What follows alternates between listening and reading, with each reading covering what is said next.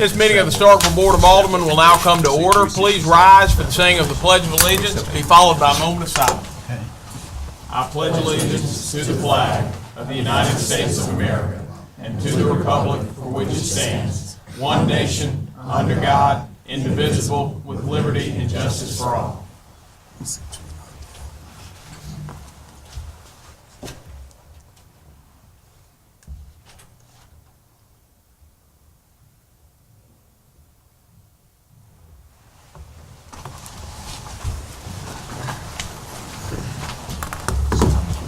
You have before you a copy of the written agenda. Are there any proposed changes to the agenda as written? I've got a few. Alderman Dumas.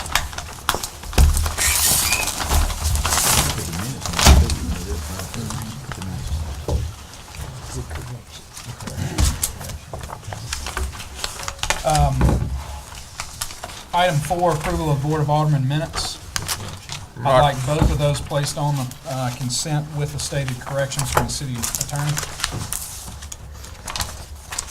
All right, and those corrections I'll read are items from the October 18th, 2011 minutes. Items 6 through 8 reference the airport engineering agreement and the 2 work authorizations that flow from that agreement. The agreement and the work authorizations are not included or outlined in the minutes. My advice would be to attach them to the actual agreement and work authorizations prior to board approval of these minutes.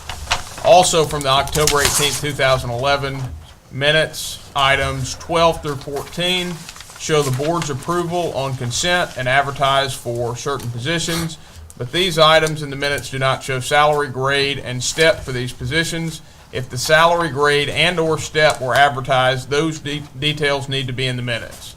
Also from the October 18th, 2011 minutes, in the heading of agenda item 13, please change water division to street department. And finally, also from the October 18th, 2011 minutes, item number 36 needs to have salary, grade, and step included in the minutes to the extent those details were actually advertised.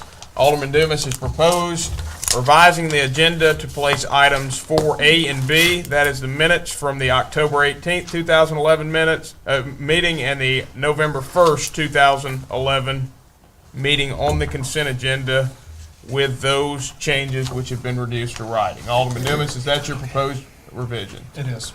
Any objection? Any objection? Any objection? Any objection? Seeing none, those matters have been placed on the consent agenda. Alderman Dumas, do you have further proposed revisions? I do. Under public hearing, I'd like to remove item A from the agenda.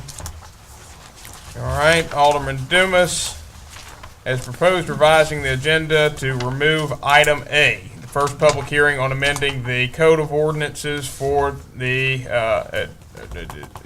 peddlers and additional location section. Proposed revision is to remove that from the agenda. Any objection? Any objection? Any objection? Seeing none, that matter's been removed from the agenda. Alderman Dumas, do you have further proposed revisions? I do. Under mayor's business, item A to consent. All right, and I know the city attorney has some comments that he would like to get on the record about those matters. Chris, would you like to make those comments now? Sure. Mr. Mayor, I'll be recognized. You may. Are you an objection to being on the consent A and B, attorney? Or There are some legal issues with the contract. I do need to give you guys Okay, go ahead. Knowledge of those.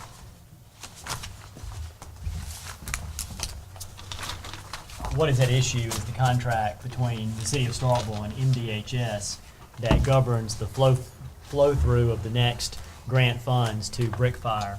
And I seem to make these statements every year because the contract remains problematic legally. There's a couple of issues.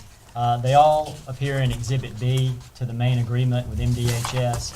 The first and the threshold issue is that it makes Starkville clearly liable for anything that Brickfire does in error or any wrongs that might occur with the grant funding.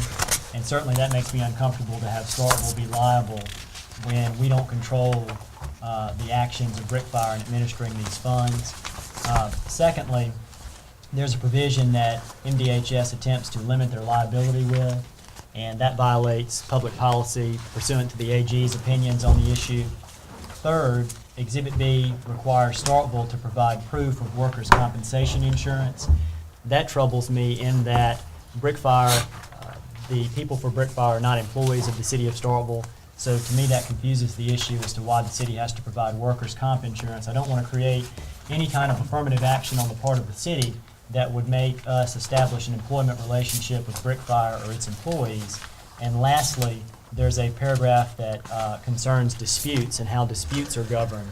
And that paragraph has typographical errors that are so extreme that you can't tell what that paragraph is saying. And so those are my concerns. It appears that the date of the contract needs to be renewed by December 15th. The best thing to do legally would be to give me time to negotiate these provisions with MDHS in advance of that date to see if we can reach an agreement on them. Just from a timeline standpoint, the contract was presented to me on November 30th, and I gave my feedback to city staff on December 1st, so that's the crunch that we're in. Mr. Mayor, question, City Attorney, how do you propose for this board to proceed legally in light of the deadline date, in light of your concerns? Do you have a motion, or, I mean, what action, if any, are you asking us to take tonight? Yeah, there would be two approaches to take, and the Okay. first one is the cleanest legal approach, and that is to not act on the contract tonight. The second would be to act on the contract contingently with my negotiation of the terms with MDHS, or in the alternative, green light the mayor to execute the contract with informed consent of my legal concerns. And let me speak to that quickly. I am comfortable having the ball placed in my court, giving the city attorney some additional time to see if he can negotiate with DHS on the terms of the contract. The reason I'm comfortable and I prefer that method to no action at all tonight is since this contract has to be approved by December 15th, it would necessitate a special call meeting, and I think we're going to quickly hit a point where the contract items at issue are what they are. I think it's quite plausible that upon the city attorney showing the Department of Human Services a typographical error in the section that he just alluded to, that they may correct that, for instance. I think it is less plausible that they are going to bend on some of the policy issues related to the other items. I would like the city attorney to have an opportunity to flesh those items out with them, but at a certain point, as we've discussed in the past, these issues come up with this contract every year, and DHS ultimately has the final say-so on what's in and what's out, and executing this contract is necessary to the operation of Brickfire. So in the past, this board has made the policy decision that at the point when the contract has been negotiated to DHS's final point, it's something that we view as important as a city, and we'd like to move forward with. Mr. Mayor, may I be recognized? You may. So if the city attorney negotiates the contract, and let's just say he negotiates it and reach an agreement on Monday of next week, so what's your course of action to the CEO for the city? I will sign, and I would also sign in the event that he is not able to get DHS to change any of the terms in the contract. Well, just so I understand, so won't you need some action tonight from this board authorizing you? That's why what he's suggesting as a possible mode of action is to approve the item contingent upon the mayor signing with the informed consent of the city attorney. Okay. And Alderman, I've got language drafted to Okay. that effect if the board wants to travel under that route. Yeah, I like to travel. Would you pass it down here? So, but we're in, the one you just need to let this come up in regular. Yeah. I mean, That's an option as well. It's an rather option. than trying to consent it all. It doesn't matter. We just, he just has some objection. Give it here, right here. We can bring it when they get to it, Mayor. Either way. Well, the proposed revision we had pending from Alderman was from Alderman I'll remove Dumas. that. I'll remove that. All right, so Alderman Dumas is no longer proposing the revision. We'll take this up in the discussion of the matter. Alderman Dumas, do you have further proposed revisions of the agenda? Under board business, item B, I'd like 1 and 2. Do you want to do those separate to consent? Yeah, let's take them separately. B1 to consent. All right, proposed revision from Alderman Dumas is to place the approval of the final budget amendment for fiscal year 2011 as presented on the consent agenda. Alderman Dumas, is that your proposed revision? It is. Do I hear any objection? Any objection? Any objection? Seeing none, that matter's been placed on the consent agenda. Alderman Dumas. Item B2 to consent. All right, Alderman Dumas has further proposed placing the approval of the first budget amendment for fiscal year 2012 on the consent agenda. Alderman Dumas, is that your proposed revision? It is. Any objection? Any objection? Any objection? Any objection? Seeing none, that matter's been placed on the consent agenda. Alderman Dumas, do you have further proposed revisions? Do you want to, I don't have any problems with number 3. I do. Unless you do? Okay. All right, under Office of the City Clerk, number 2, to consent. All right, Alderman Dumas has proposed placing item 11C2, the approval of the City of Starkville claims docket for all departments except the fire department as of December 1st, 2011, as presented on the consent agenda. Alderman Dumas, is that your proposed revision? It is. Do I hear any objection? Any objection? Any objection? Any objection? Seeing none, that matter's been placed on the consent agenda. Alderman Dumas, do you have further proposed revisions? I've got several under personnel. Would you like each one of those individually?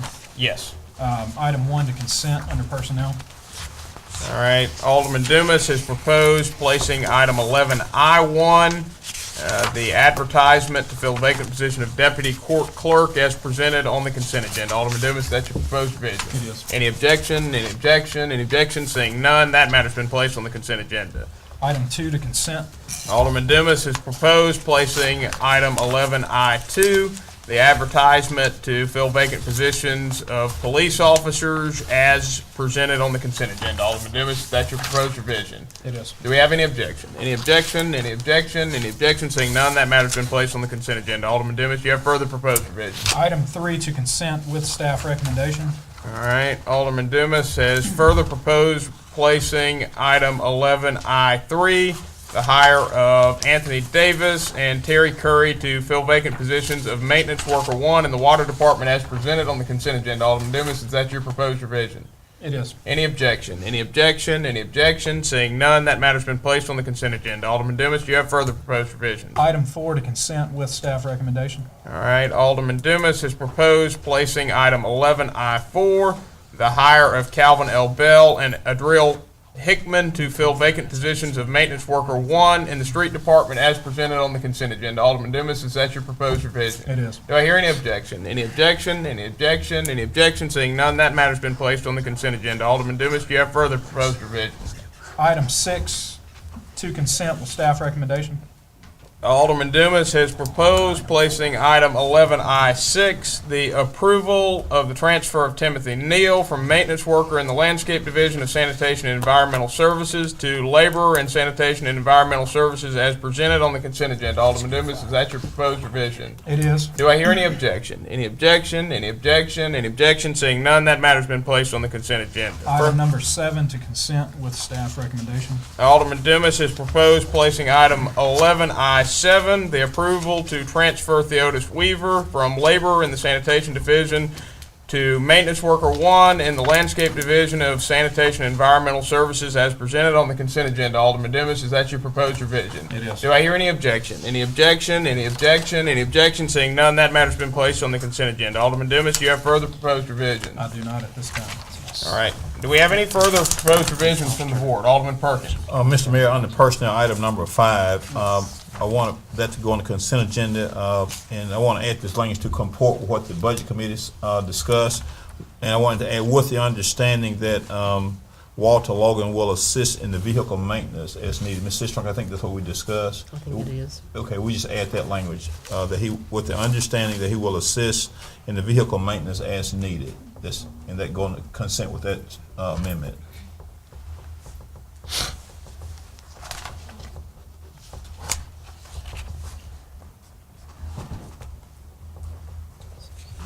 All right, Alderman Perkins has proposed revising the agenda to place the approval of the transfer of Walter Logan from mechanic helper in vehicle maintenance to equipment operator in the street department as presented, with the understanding that he will assist in the vehicle maintenance shop as needed. Alderman Perkins, is that your proposed revision? Yes, sir. Do I hear any objection? Any objection? Any objection? Any objection? Seeing none, that matter's been placed on the consent agenda.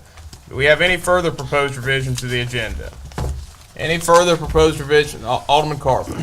Mayor, for the sake of the constituents in Ward 6, I'd like for the, under board business, item B1, the rezoning issue to be moved up to, from department business to board business item A, and then the agenda moved back accordingly. All right, from from item 11B1, which is where it is currently, to where? Under board business, item A.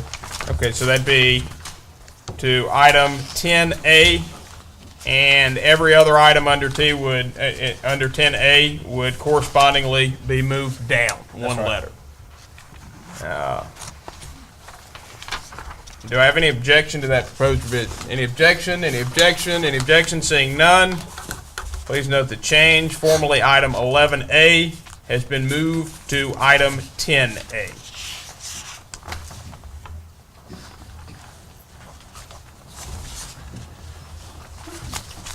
All right, do I have any further proposed revisions? Any further proposed revisions? Do we have any further proposed revisions? Seeing none, a motion to approve the agenda as revised is in order. So moved. Motion has been made by Alderman Corey to approve the agenda as revised. Do I hear a second? Second. Motion has been seconded by Alderman Dumas. All those in favor, please signify by saying aye. Aye. All those opposed, please signify by saying nay. Measure clearly passes. You now have before you the consideration of the approval of the consent agenda as revised. Is there any objection to the approval of the consent agenda as revised? Any objection? Any objection? Any objection? Seeing none, the consent agenda as revised is approved. And the minutes were placed on the consent agenda, so that will carry us to comments by the mayor and board. And I'll start just by reminding everybody that today was the date we had set as the due date for the scoring of your capital improvement project list. Please try, if possible, if you haven't done so already, to get those to me or the chief administrative officer by the end of the evening. Yeah, if you can't get them in tonight, then we can still accept them tomorrow morning. But please do get those in as quickly as possible. And I'd now like to introduce the newest members of the City of Starkville workforce, and we have several. I would first like to introduce Ronnie Betts, who is the new crew leader operator in the water department.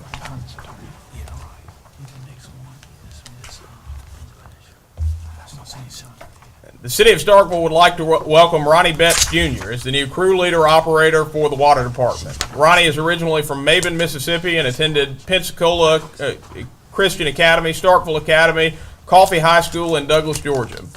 He then attended East Mississippi Community College, obtaining certification as an electrician. Before joining the city, Ronnie was self-employed as a carpenter and plumber and worked with construction firms for over 13 years. Ronnie and his wife Meredith are the proud parents of two children, Carson and Hayden. They attend Adeton Baptist Church in Adeton. In his spare time, Ronnie enjoys hunting, fishing, coaching Little League, and he also especially enjoys cooking. Please join me in welcoming Ronnie.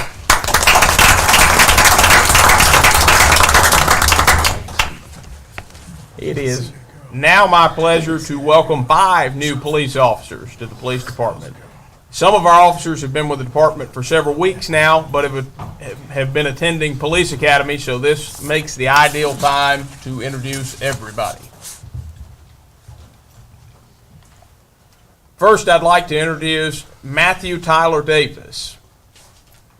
Tyler is originally from Houston, Mississippi, and is a graduate of Houston High School. He also attended Itawamba Community College, where he studied criminal justice. Before joining the City of Starkville, Tyler was a personal trainer at Cross Fitness. Tyler's parents are Alberto and Wendy Davis, and he has a daughter, Adelie Kate. Tyler attends Pine Lake Church in Starkville, where he serves on the tech team operating audio, lights, and propensiter.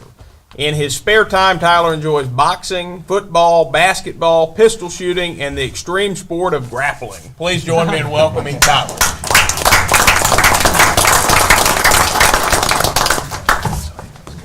Our next officer is Ashley Hanna.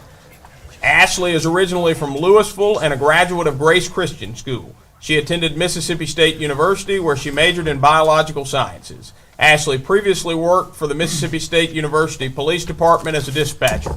Ashley is a proud parent of a son named Micah. She and her family attend Emmanuel Baptist Church in Macon, Mississippi.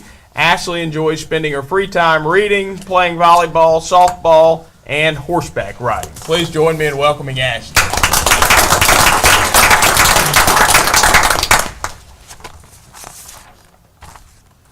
Also joining our police force is Derek Nelson. Derek is originally from Vardaman, Mississippi, where he grew up on a sweet potato farm. He is a graduate of Alderman High School and attended Itawamba Community College and Mississippi State University. Before joining the city of Starkville, Derek was a police officer with the Amory Police Department. Derek and his wife Ashley have 2 children, daughter Emma Rivers Nelson and son Liam Isaac Nelson. They attend Pine Lake Church in Starkville. When Derek isn't busy, he spends his free time participating in mixed martial arts. Please join me in welcoming Derek.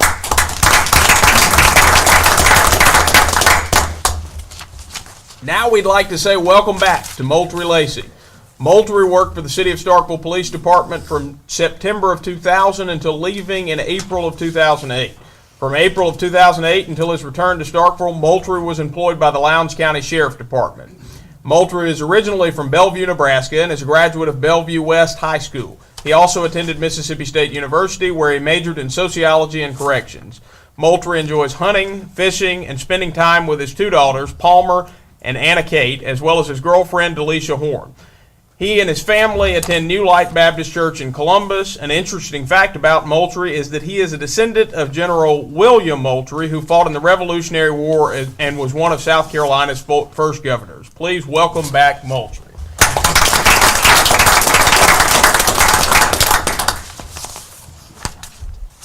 Now I would like to introduce Kyle Lee. Kyle is originally from Rankin County, Mississippi, and is a graduate of Northwest Rankin High School. He also attended Hines Community College and Mississippi State University for a combined total of 3.5 years studying electrical engineering. Kyle's parents are Earl and Melora Lee, and his girlfriend is Christy Baxter. Kyle attends Pine Lake Church in Starkville. In his spare time, he enjoys hunting and playing the drums. He previously worked for the YMCA in Flowood and was self-employed in a lawn care service while he attended school. Kyle is also a volunteer firefighter for the Central Oktibbeha Volunteer Fire Department. Please join me in welcoming Kyle.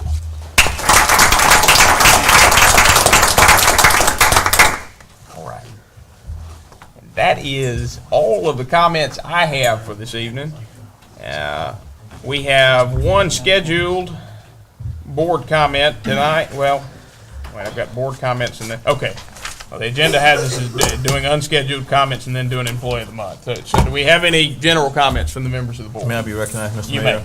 may. Mr. Mayor, just a couple of things. Let me take them in this order. I want to call attention to last Monday, the 28th of November of 2011, and I received a call sometime after 8 a.m. about a fire that was located at the Brooksville Garden complex, and that area is located in Ward 6, and I want to say, first of all, let me commend the fire department and other emergency personnel, including the police department. They were performing their jobs beyond the call of duty on a very breezy and cold winter morning in Starkville, Mississippi. So they had gotten things under control when I arrived there. The police officers had the scene secured off, and we want to commend them for that. Secondly, about that fire, I had gotten some inquiries from my constituents about their seemingly interest in the emergency personnel having denied access through those gates. And of course, just very briefly about those gates, we have had some very fervent discussions at this table some years ago, back during my first term, about those gates there, and we know about those gates and those streets there. That was probably my first term, some of my younger years on this board. But what I do want to say about that is that I did have communications with Miss Rachel Cutshaw, who is with the Columbia Property Group that oversees the Brooksville Garden apartment complex, about taking actions that are necessary and proper to promote the health, safety, and welfare of my constituents and our taxpayers who live in Brooksville Garden. I particularly asked her about considering and taking to a consideration about having an Opticom sensor placed on the gates that lead to the east and west entrance to that complex. And for my constituents and those of them that will see this board meeting, I have arranged a meeting with her. I will be on the premises in the morning and having a scheduled appointment with her at 10 a.m. over at the Brooksville Garden Apartments. And I'm going to discuss with her and appeal to her about doing things that will promote the health, safety, and welfare of their interest. And I'm meeting with Ms. Cutshaw in my individual capacity as an alderman for Ward 6. I'm going to impress upon her about having some sensor there on those gates. Not to say that those gates had an impact or to the fire department's ability in some way or another to this particular fire in question, but you never know when a split second may make a difference with respect to a fire. So I'm going to meet with her. Hopefully everything will be productive. I'm expecting that. Again, I want to commend the fire personnel. And lastly, two other things. Ms. Spruill, next month is my month for Employee of the Month. I will not be ready for that presentation on the first meeting. We'll present that on the second meeting in January of 2012. Last thing I want to mention to us, and I know this is a very touch and go situation, but what I want to emphasize, I want to at least take a look at this. And I know this is not popular with some, what I'm about to say, but I want to make sure that we start looking at preserving some type of trees. And Alderman Dumas, this may be something to go to the tree board. I'm going to say this because, there are developments across this city where I see that trees are completely shaved from these projects. Trees are aesthetically pleasing. They bring their the distinction, they bring their beauty, they bring their gorgeousness, they have their place on this earth. It is my understanding under the landscape ordinance that these trees have applicability, I think, Ms. Spruill, and correct me if I'm wrong, to maybe to R4 and the R5 and then the C1, C2, and the B1 districts. But they do not apply to R1, R2, and R3. These things come up when something happens, and I think, Alderman Dumas, I'm told that the tree board and looking at some landscape, at least we can consider, we need to have a discussion of that on the table, and then when they get to the table, I'll give you more facts of why we need to consider it, but I would like to see that landscape ordinance coming to this table with that having applicability to R1 and R2 and R3, and this is just something that just came to my attention just recently because I was planning to have some other action tonight, but I'm precluded because they do not have any current applicability. This is just some current, but if you could bring that and at least so we can discuss it, and because I know in the past, we just had a business establishment that came before this board on a B1 district on Garrett Road, and we required that establishments to have a certain level of trees maintained before they can, it's part of their zoning regulation. So I think we need to be consistent and fair across the board how we treat all entities. So if we can, Ms. Spruill, could you help make sure that that's on the table and get that to us for our consideration before we get continuous developments where we can see all across the United States of America with all these trees gone? So if we can get that done. Mr. Mayor, I'm done. I yield the floor. Thank you. All right, do we have any further comments by the members of the board?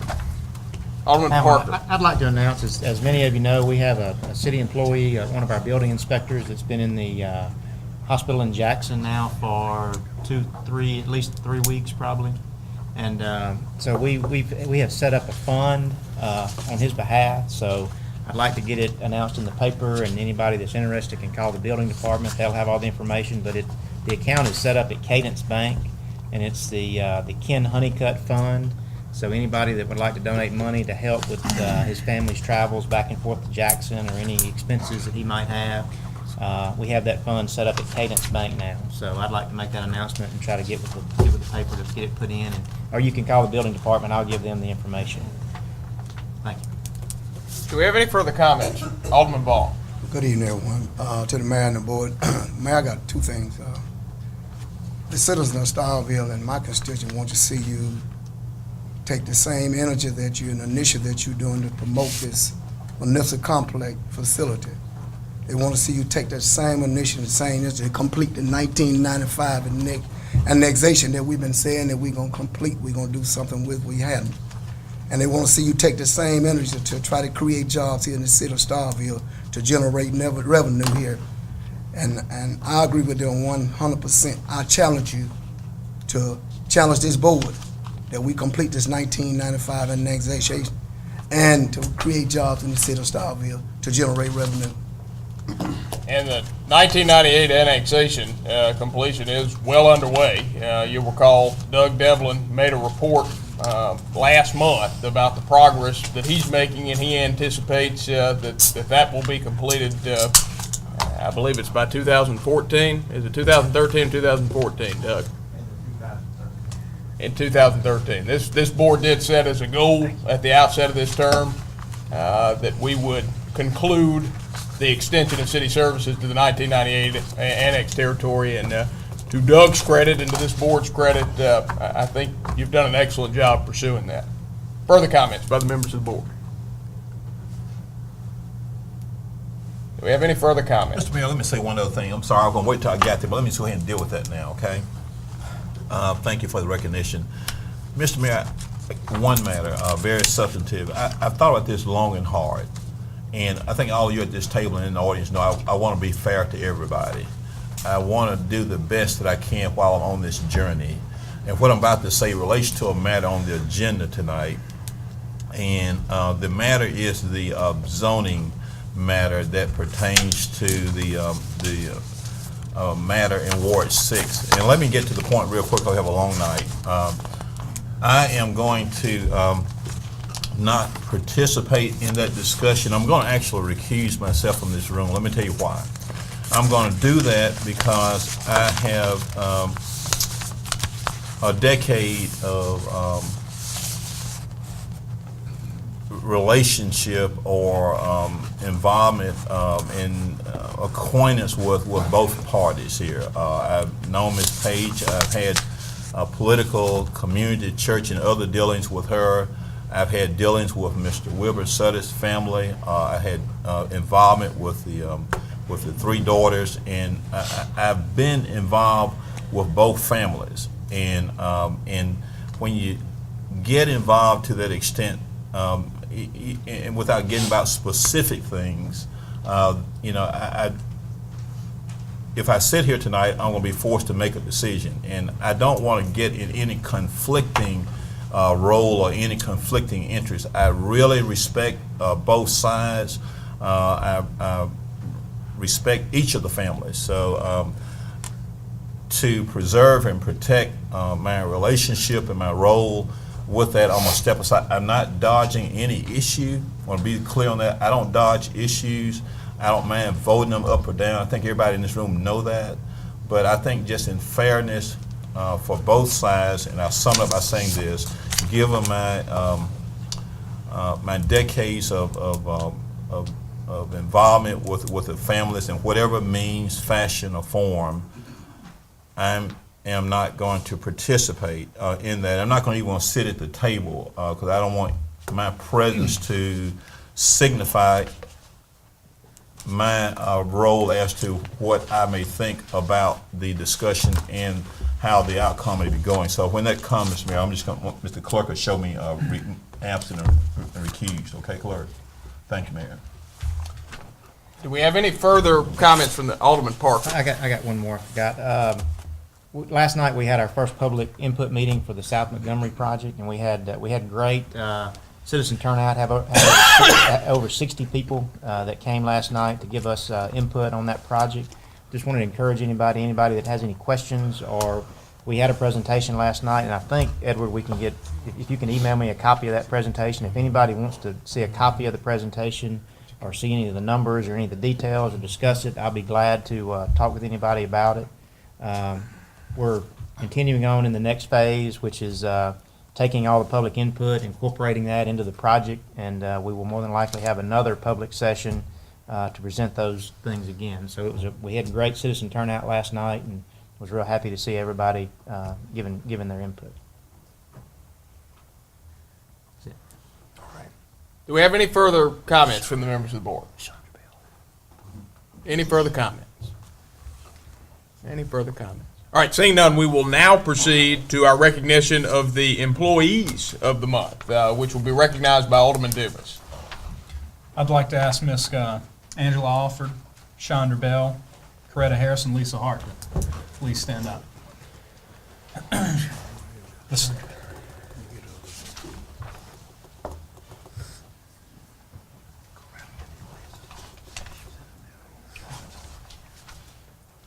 The Starkville Electric Department is committed to excellence in customer service. Angela Ashford, Chandra Bell, Coretta Harris, and Lisa Hart are the team members who generally have that initial contact with electrical department customers through their role as cashiers and greeting customers in the office and by phone. Each one of the individuals is committed to providing Starkville Electric customers with the best service possible. This team, along with other members of the electric department and other city departments, recently participated in a customer service training program presented by TVPPA designed to improve services to all customers. The team demonstrates their commitment to quality by listening and providing service in an efficient and professional manner. Each member of the team has taken the initiative to learn more about the various programs and services provided by Starkville Electric. By learning about the services provided by Starkville Electric Department, the team is able to provide improved understanding of energy use and more effective ways to save money for customers. The team is committed to greeting customers with a smile and to maintain a professional attitude even during stressful situations. They have learned to support each other to ensure the customer's needs are always met. Even during the fall rush, when the workload requires them to work through lunch and even after hours to help meet the tight services, connections, requirements, this team maintains a positive attitude. The City of Starkville is proud to recognize the Electric Department cashier team members of Angela Ashford, Chandra Bell, Coretta Harris, and Lisa Hart as the Employees of the Month for December 2011.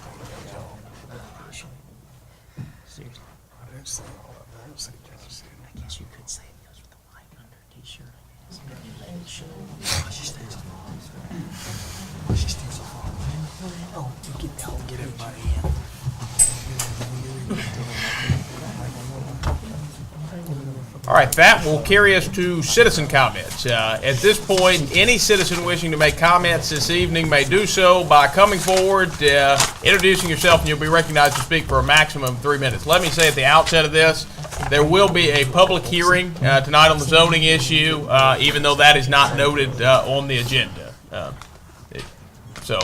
Do we have any general citizens' comments at this point? Is it a public hearing? Zoning.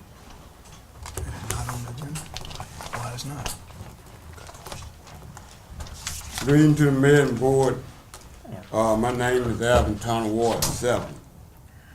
I want to say I recognize Vice Mayor Citron and Alderman Vaughn.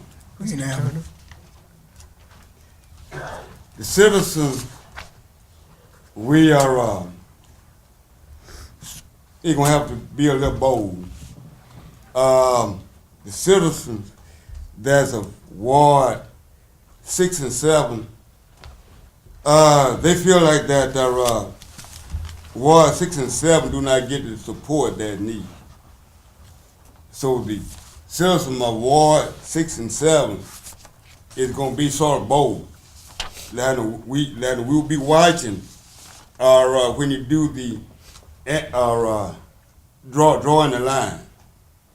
Our Ward 6 and 7 need to be treated like everyone else. A mayor, the city of Starkville need jobs. We need to concentrate on jobs to put money into the system. Thank you, Mr. Turner. Do we have any further citizens' comments this evening? Any further citizen comments?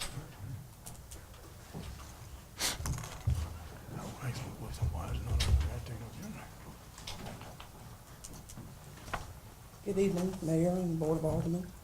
My name is Bentrice Reeves. I'm a resident of Ward 2, but I'm here on behalf of Greta Lane residents. This is something I've spoken with you, Mayor Wiseman, about. Alderman Sistrunk about, and it's an issue. We were a part of that 1998 annexation, and as yet, our road is still gravel and it's in very poor shape. And even more so now that the Tractor Supply Company has been, constructed. They've actually paved the portion in front of them, but due to the weather conditions, of course, the road is in pretty bad shape now, and this is something that I would like to see this board address at some time in the future. As it was noted, we were annexed in 1998, and it's 13 years later, and that road is still in poor shape, and I would like for you all to consider my comments tonight. Mayor, I have a comment. I got a question too, if I recognize it. Yes. Ms. Reese, what have you been told about that road upon your inquiries? Over the years, one was that it was not the city's responsibility, that it was airport. Then that it was not the airport's, it was the city, that the airport airport board does not support the paving. And it's just been ongoing, of course.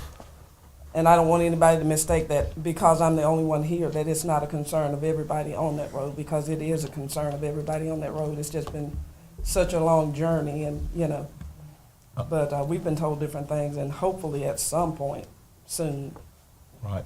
Mayor, one other thing. Ms. Spruill, would you give me some information before the next board meeting on the status of that road? It's been said that we had to have airport approval. We did bring that in 1998, and a lot of representation have been made that we would try to do something on that road. But you don't have to answer that now. But could you? And I'm not trying to usurp the alderwoman from Ward 2. I know she's concerned about it. But what I want to say, I'm just committed to helping everybody that I can. And I remember when we brought that in 1998. And we have a commitment to do those things within a 5-year period. But there have been some allegations of representation by airport approval. Ms. Spruill, could you just my information, because I want to support this project as well. And certainly the vice mayor going to have some lead. I want to support her on it too. But I want to know what's the status of it, what keeps us from at least letting it get on the capital improvement. If not, would you give me a report on that, or to the board rather, include myself at least before the next board meeting? Thank you. Thank you, Mr. Mayor. Alderman Sistrunk? Ms. Reeves and I have had the occasion to discuss this, and I've talked about it. As she mentioned, this is a concern to several of the residents on Greta Lane. And when we had our capital improvements meeting 2 weeks ago, we did discuss that those roads had been left off of the capital improvements list and off of the street improvements list. And there's Greta Lane, and there are portions of, I believe, a total of four total roads in the city of Starkville that are part of those 98 annexed territories that have not been paved. And so I think it would be, I'm obviously going to advocate for Greta Lane, but I think we also need to look at those other roads as well. And Ms. Spruill, when you're putting your information together, I have some ideas about a funding source for paving Greta Lane. So we will talk about that, and perhaps you can present that as well. Thank you. And like I said, I know it's been an issue over the years. Of course, you all were not the board that annexed us, but being that you're the one that's here now, hopefully you can take care of it.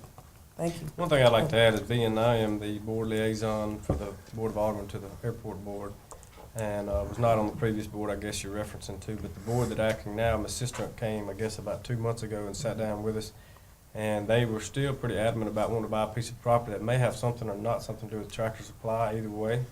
But I would like to also encourage Ms. Spruill to maybe work on that, and also if we could get maybe Rodney Lincoln here or somebody like that that could give more input instead of this roundabout way to chase the subject down, but find out, get everybody in the same room and figure out if they are trying to purchase the property, figure out that Shouldn't have anything to do with paving the road. Right. It doesn't. It shouldn't have. I don't understand why purchase of a property would impact the paving of the road. So you're talking about paving the road and then turn around and having a paved road inside of airport? Well, if they're going to purchase all the properties on Greta Lane, but I don't think it's their intention to purchase within the near term, purchase all the properties on Greta Lane. Right, but maybe Tractor Supply spurred some interest. Like I said, I'd like to also get the airport manager here if we could during the next meeting and try to spearhead a decision either way. Thank you, Ms. Reeves. Thank you. Do we have any further citizen comments this evening? Any further citizen comments this evening? Do we have any further citizen comments?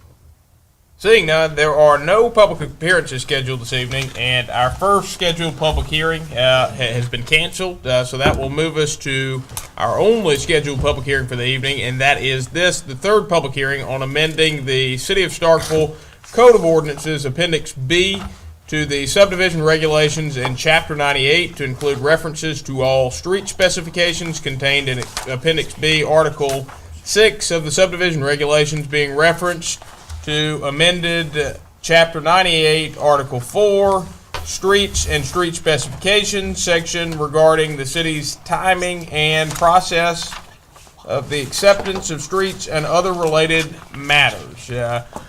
I will introduce this one.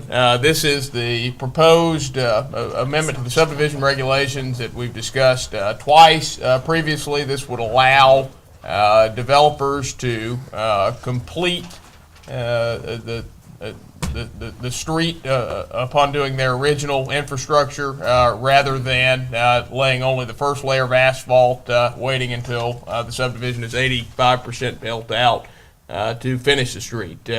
Advantages and disadvantages, I think, have been well fleshed out at this point.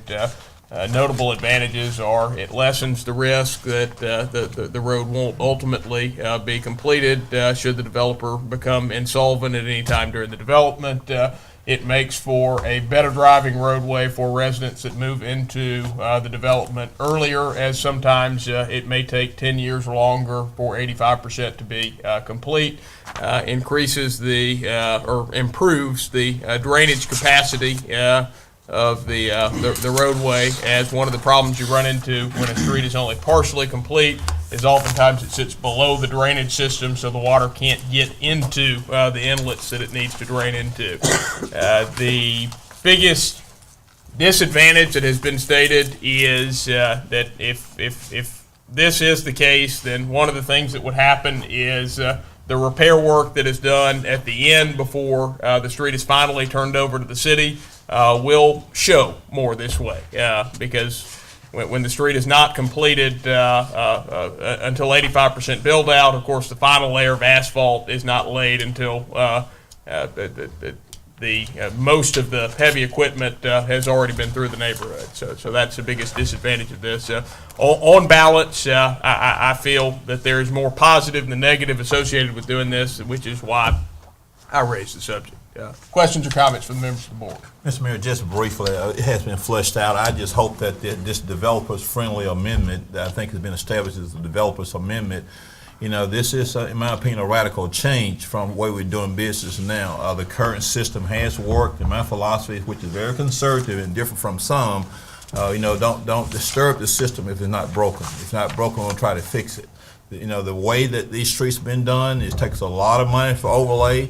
It takes a lot of effort and energy and money to get these streets done. So I am satisfied that the way our streets, the system, and the rules and regulations are now in place, that they are fine. They don't need disturbing. So I just wanted to say that, give my experiences on how energized we have to get to get these streets done through the various methods and means. And I understand that this matters before us at the request of a developer. So the current system appears to be fine. Mr. Webb, in our past years, no disrespect to the current engineer, has never suggested this. It seemed like we have not had any problems with this. This matter seemed like it just came out of nowhere. And I just, not comfortable about making this change, but it may be forthcoming. But I just wanted to share that with the public. That's who I'm mainly speaking to now. And I just want the public to be aware that over the years that the system that we now have is fine. It does not need disturbing. We need to make sure we maintain good quality roads in our city. And this does not appear to keep us on track and on a card for keeping good roads here. There seems to be some problems that we may have to face and discuss because we have enough infrastructure issues as they are now. And this seemingly going to allow us to have more infrastructure issues, particularly along the lines of streets with this new method that's coming. that's about to be considered. And Mr. Trent, I think that this third public hearing was necessary because I think you gave a legal opinion that it has to appear in the newspaper. Has that legal requirement been met?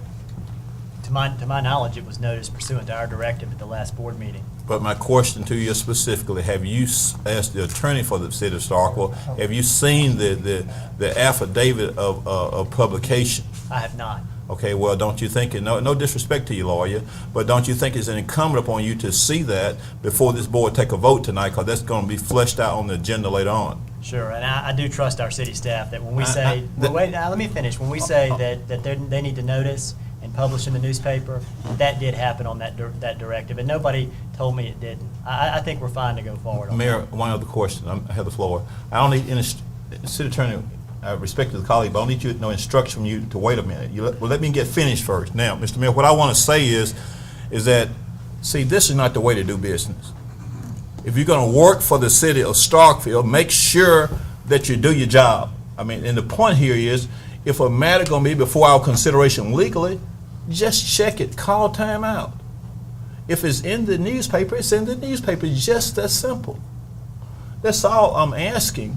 You know, now what, we are lawyers, you got to make sure before you go to court, certain things have to be done, just like a legal notice. I mean, I could ask Ms. Spruill, she said, yes, I trust her, but I'm going to go and make sure that the notice in the paper is not that complex. So, I'm going to ask the city attorney just to make sure you just let us know. As a lawyer, that's just how I think. I just think that way. That's my training. That's my method. And that's what you need to do as the attorney for the board. Make sure that this board meets all the legal requirements before we take whatever legal action that is necessary.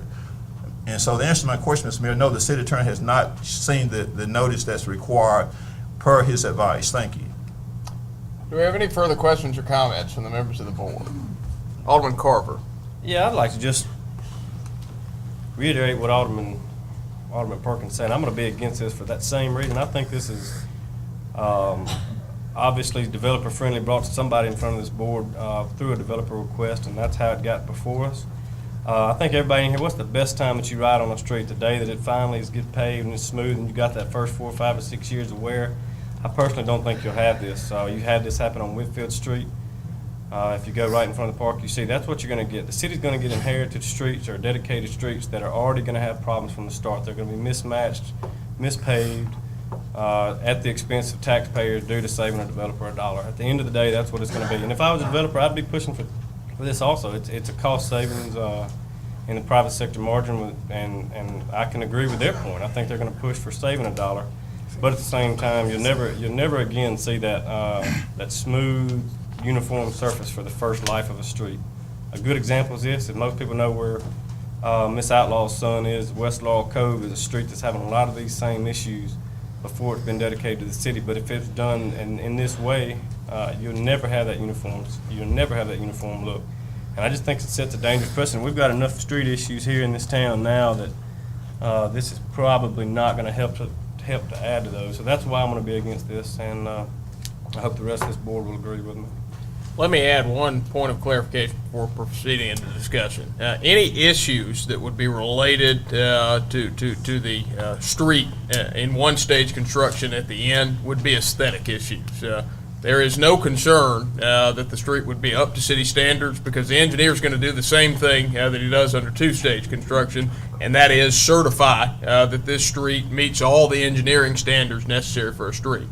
So it is possible in some instances that you might have a piece of the street that has to be relaid again, and that would cause an aesthetic issue, but it's not a structural issue and wouldn't change the structural integrity of the road. Understand?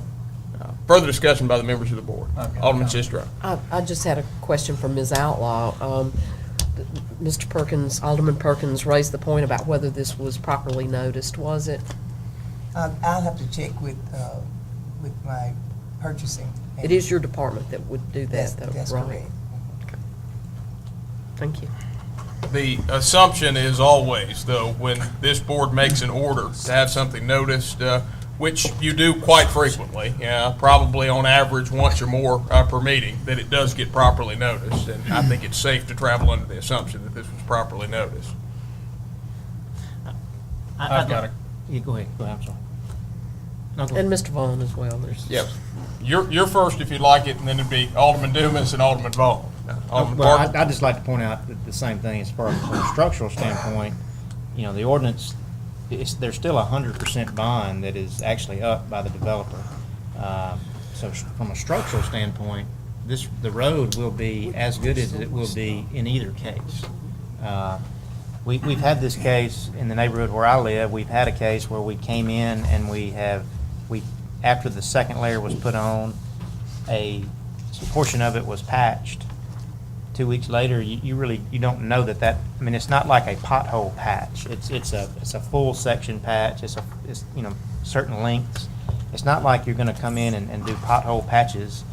I have not heard, the only negative that I've heard is a cosmetic thing, and this isn't something that has just come up all of a sudden. And personally, being in the building industry, I've heard requests of this for years, that people wanted to do it this way. City engineer, who we rely on for everything from an engineering standpoint, does not have any structural issues with it, does not have any major drawbacks. So, I mean, I don't know why the word developer is thrown around like it's a dirty word up here, because it's not a dirty word, and they have, you're talking about the jobs that we need created and things that we need for the city of Starkville. I mean, they spurn a lot of those jobs for the city of Starkville. So I'm sure I'll have something to say later, but I'll yield to the other two. Alderman Dumas. Well, I just want to reiterate what Eric said. I mean, it's ironic that we are talking about needing more jobs in this town, but yet, I mean, who best to bring a development-centric ordinance revision to the board than a developer?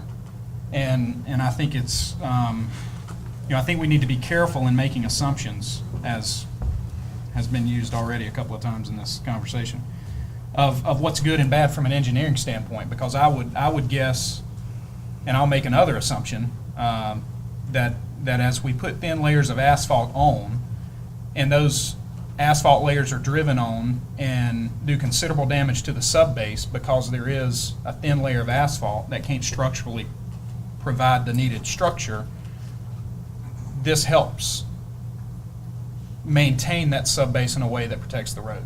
So, I don't think this board, anybody on this board, frankly, is expert enough to talk about the issues of street construction and engineering specs, but I am concerned by the fact that we are throwing development under the bus when most of us on this board probably live in a development that is the responsibility of a development, and growth and development is something that we preach from this board of needing more of. So, Alderman Vaughn.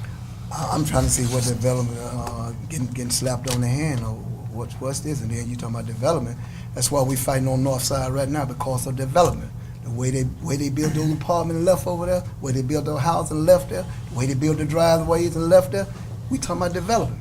That's the same thing, I'm just trying to figure out what development pushing this so hard. If we push at the things that we really need here in Starkville, push at the things that we really need. This ain't something that we really need.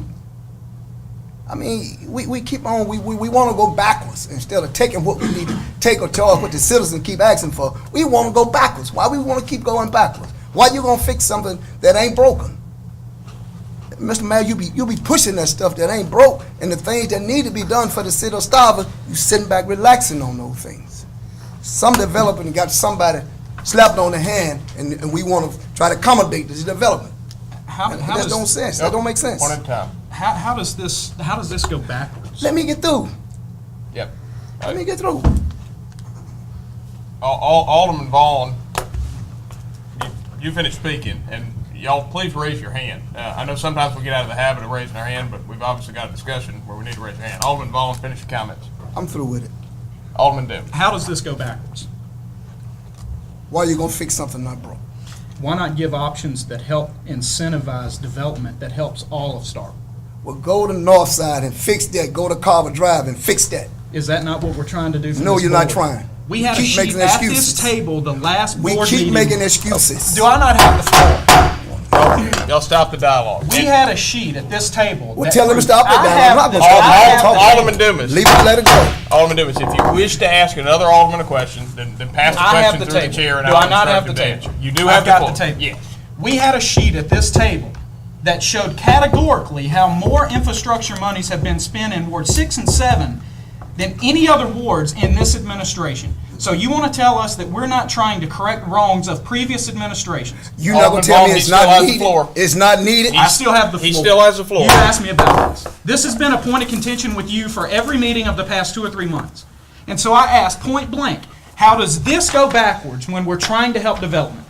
And then how can you sit here at this table and tell us that this administration has not done more for those citizens in Ward 6 and 7 than any other administration in the past 20 years? Prove it.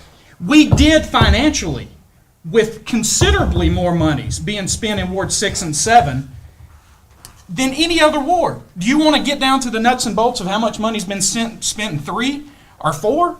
It was on the table. It was here. And matter of fact, you got up and walked out of the meeting before any presentation was made. So how do you know that when you don't exist on the table when those discussions are had?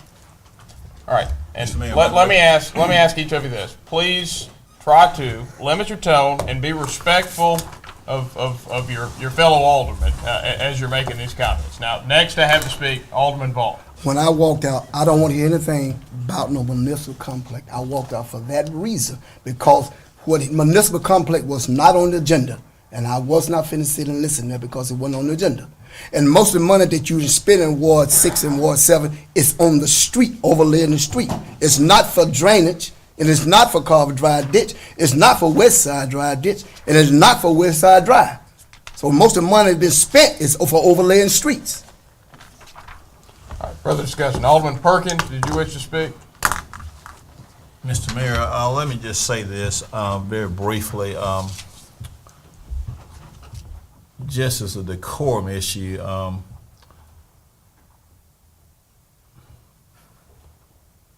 let me just carefully say that when an alderman is speaking, we do not need to let anyone just get so dogmatic at talking toward another one. We need, in other words, let me just sum it up by saying we need to have collectively, maintaining of not getting just down personal with one another at the table. Let me just end it by saying that. Do we have any further questions or comments related to the ordinance amendment before us? Alderman Carver. One thing I'd like to bring up, if it's in reference to my previous comments, was that I'm not trying to drag a developer term under the bus, and I think, I'm just saying, you said that the only bad thing with this is the aesthetics, and that's what everybody's concerned about. But we are concerned. We often throw quality of life around. We have tree boards. We have beautification committees. Everything evolved around quality of life, and I am concerned with this. If that's what I'm concerned about, is at the end of the day, saving somebody money at the cost of the taxpayer dollar. I can't support it, or you'll never have that final product delivered to the taxpayers. It's going to be an aesthetically pleasing street. I think that you always have some kind of issue arise where you have to have some kind of patchwork done, and if it's for a purely aesthetic reason, then that's good enough for me. I can't support it for that. With that, it's just, I think that what we have currently is not broken. While they're doing the roof and while the developer's in there and they're really doing the roof, the load work, and they're tearing the streets up, I would like to know that at the end of the day, on the last day, they're going to pave that street and it's going to look good.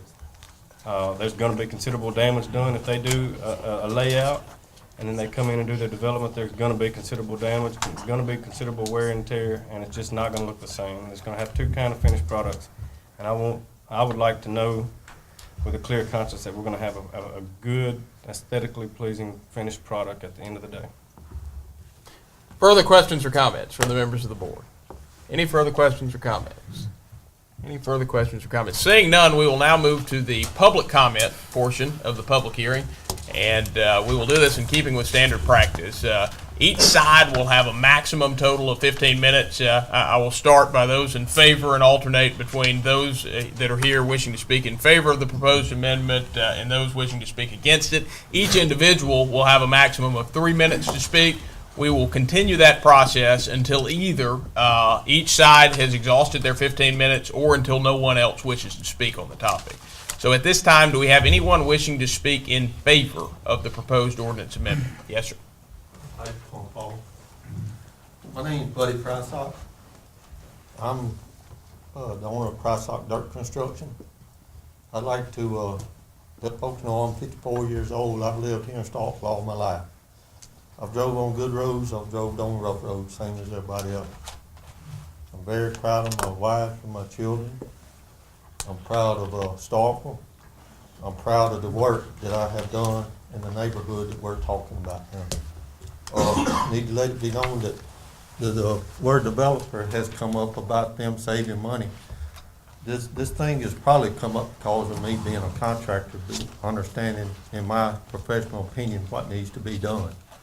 The developers I've showed this to them and talked to the engineers, and they've agreed to go with me about getting this done. So it's probably more me than just the developer trying to save money. They're trying to do something better. And we built the streets that we're talking about in Country Club Estates to the city engineer's specs and to the county specs. We took the compaction test on our streets as we were supposed to. We went the extra effort to do more tests than we were supposed to take, along with Mike Brandt Engineering, the engineer of the property, along with Mr. Edward Kemp and his associates with the city of Starkville, met me before we put on the blacktop, and we done a loaded truck test. We took a truck that weighed 80,000 pounds, and we rode them streets before the blacktop. We walked along the side to see did we have any movement. If we had any movement, we fixed it, which out of all of 4,000 feet, we didn't have but one little spot that moved, and we fixed it. We're very proud and happy of the strength that we had at this point, so we decided to take our compaction test. All our compaction tests, you're supposed to have 95%. We had compaction test of 98 and over 100%. So then we went forward in blacktop. Right now we got our blacktop there, and for this street to serve and be done to live up to what it's supposed to live up to, we have to have our full strength there that is recommended by the engineers, and that full strength includes that extra inch and a half of blacktop to be put on top. Without that, we don't have the full strength there. I mean, it's a good riding surface, but we don't have a good strength there. We have the full strength when we get that other inch and a half there, okay? Without that other inch and a half there, the way the streets are designed like a house roof with a crown. Mr. Prysock, your time's expired. What I might suggest is if the 15 minutes for this side doesn't ultimately get exhausted, you could speak again. Thank you all for your time. Is there anyone now wishing to speak in opposition to the proposed ordinance amendment? Anyone now wishing to speak in opposition?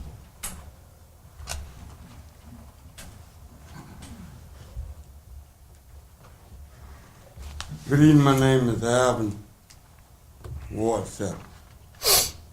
You know, I just turned 52 years old on Thanksgiving. Now, you all young guys probably hadn't had a cussing out or either phone hung up on you. That hurts when you try and do the best you can with what you got. But it hurts when you get cussed out for trying to do the best you can. Get the phone hung up for trying to do the best you can. Get threats because you're trying to do the best you can. Like I know you got to be men and women if you plan to be a leader. Our department head, they don't like to get cussed out and threatened. Let us be men and women and lead stuff. Do we have anyone now wishing to speak in favor? Mr. Jackson.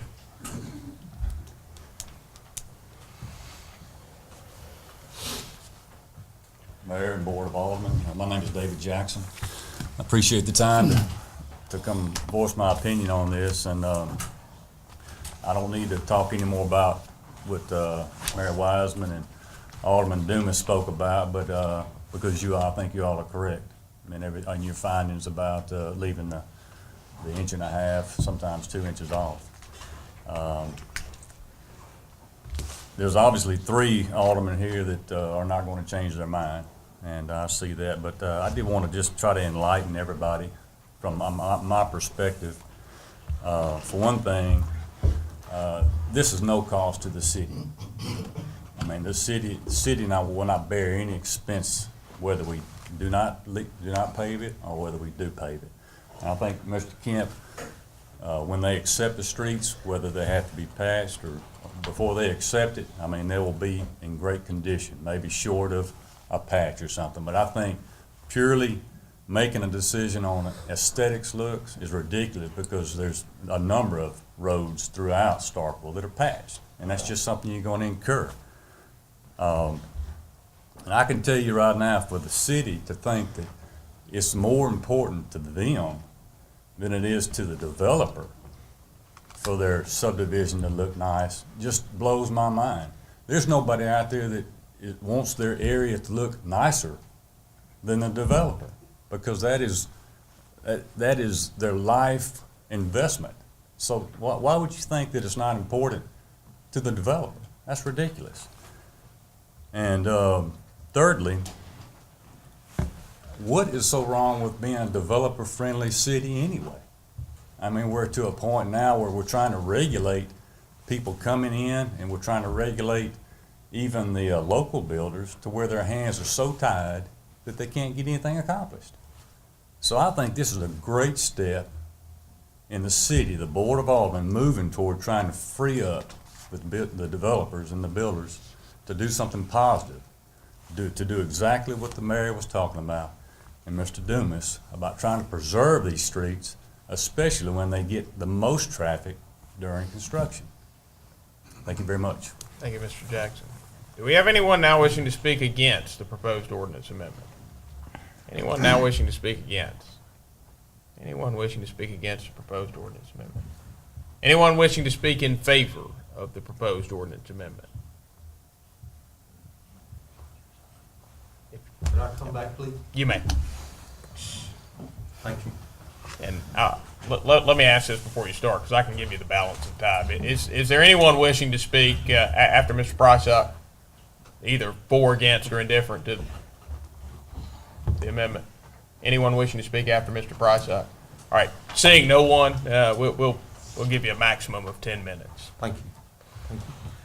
Well, going back to the way the streets are built like a house roof with a crown for the rain to roll off to the sides of the street.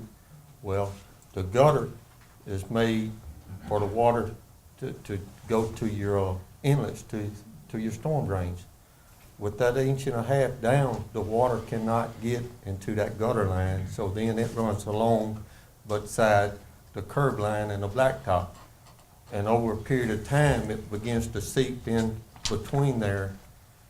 And when it seeps in between there, it weakens the road because it can't get into the gutter line. The gutter line is there for a purpose. It's there to get the water off. And until that 1.5 inches gets up there, it cannot get the other off. And then also, the street is not till its full capacity of toting what it's designed to tote until that 1.5 inches is on there. So during construction time, that's when the street is going to have the most traffic on it. We've got a good product that I built down there, and there's other people that's built good products too. While it's good, you need to protect it while it's good, where it will stay good. As far as the cosmetics of it, patching and repairing it, yeah, it'll be fixed, but it won't be patched. It'll be fixed right and laid down. It's no more than your car having an accident. You hate for this new car to have an accident, get bent up, but you take it to the body shop and get it fixed, and you go again. Life goes on. The same as our children and our wife. If one of them breaks their leg, we don't push them to the side because they broke their leg. we take them to the hospital and get that leg fixed, and we still love them and we move on. I hope that y'all understand where we're coming from. We're just trying to make something better and stronger and keep it looking good. And I appreciate y'all's time. Could I ask him a question too? 'Cause he's Go ahead. enlightening, you are enlightening me from some of this soil compaction. But, so you're saying that the most damage is done from water versus heavy traffic, the 1.5 inch difference? In my opinion, the streets are set up to get water off of it. That's the reason it's got a crown on it. For that water to get off, it's got to get in the gutter line. It cannot get in the gutter line until that other 1.5 inch is put on there. When that other 1.5 inch is put on there, it can get in the gutter line and get out. It also has got its full strength potential to tote the heavy construction traffic that is being done during construction time. So you've seen like major roads weakening due to the fact that the water being 1.5 inches, or the road being 1.5 inches lower than the gutter line? They make them, in my opinion, they make them specs to tote the load because it needs 10 inches of clay gravel or either 6 or 7 inches of crush run, then it needs 3 inches of base course, and it needs 1.5 inches surface course to tote the traffic. Okay. And that's the reason they call for that. Until you get that whole thickness on there, you're wanting it to tote something that it's not designed to tote. And in my opinion, it's not fair to do that. I mean, if you're gonna expect something out of it, give it your all, where it can do all it's supposed to. It cannot do all it's supposed to until all the structural strength is there. All right, let's tell you what. Well, I've already started this. We'll keep going down this road. Alderman Sister. I'm just going to kind of echo what Mr. Prysock is saying there, and I have no idea about how roads are constructed. I will say that. But I do have a friend who lives in a neighborhood that was built under the 85% construction rule. And the road is doing exactly what you're talking about because of the rain, because of the water not being able to get into the inlets. They're seeing substructure failure on that road. And as a result, I think it will ultimately wind up being much more difficult to repair, and we'll probably wind up with some of the aesthetic problems that we're talking about anyway as they do try to repair that road. But even tiny bits of water, based on my experience, can cause the kind of problems that you're, over extended periods of time, can cause the kind of problems you're talking about. Yes, ma'am, that's correct. And also that I see, and if y'all will take notice, y'all will see also, not only do we get rain here in Starkville, but we get people with sprinkler systems in their yard trying to keep their grass beautiful where their house will be nice. At this time, these sprinklers, while they're watering the yard, they're watering the streets in many places also. Well, that water that gets into the street every morning or every evening, instead of going down the gutter line, it runs between the gutter line and the blacktop, and eventually it works its way up under the blacktop, gets on top of your clay gravel, and makes it weak. And it can't serve its whole potential unless you put everything there 100%. You know, if you expect something to like any of us, if we're expected to do a job 100%, you need everything handed to you to do your job. That way, you know, if I ask somebody to do a job, you know, you didn't do 100% today, is that your fault for just not doing it? Or is that my fault for not providing you the tools or the know-how to get it done? So for that street to be 100% total load, it needs that other 1.5 inches that is stated by the engineer. And I think Edward's here myself, and he looked at the road with me when we done these extra tests. Do you agree that we did extra tests to make sure that we was doing it correctly, and anything to do better, we done it? And matter of fact, we took pictures of while we was taking tests, we took videos while we was doing these extra tests, just to try to do better and be proud of my work that I've done, but not only be proud of that, to be proud of it for the developer or any other developer that's gonna have it as such as the homeowners, you know, when they get through having the pretty flowers and grass there, you know, they got that nice. I want my street looking nice, you know. I grew up and lived here all my life, and I like to see things get better. And All right, I'm gonna cut this off here. It's time for us to conclude the public comment time, and I'll give the board an opportunity to ask questions of anybody that made a presentation. So if those arise, then I'll give you another opportunity. thank y'all for your time. Thank you. At this point, we'll conclude the public comment portion of the public hearing, and we'll go back into a time for question and answers from the members, or questions or comments from the members of the board. And let me say at the outset, to remember to observe regular order. I don't say this much because we have a usual mode of operating that is friendly and congenial, and I loosen my grip on how I chair the meeting. When we have a situation where there's disagreement, it's very important that y'all are all able to disagree agreeably. And the most important ways to do that are to limit your tone to the greatest extent possible. And also, if you have questions of your fellow board members, then ask the question to the chair, and then I will ask the question to the board member. That keeps you from going back and forth with questions. At this point in time, do we have any questions or comments from the members of the board? Any questions or comments from the members of the board?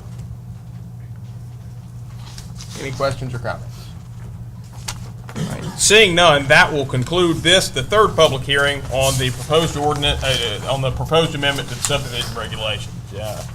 And that will carry us now to the two items under mayor's business, which both relate to the brick fire contract, which we discussed some earlier.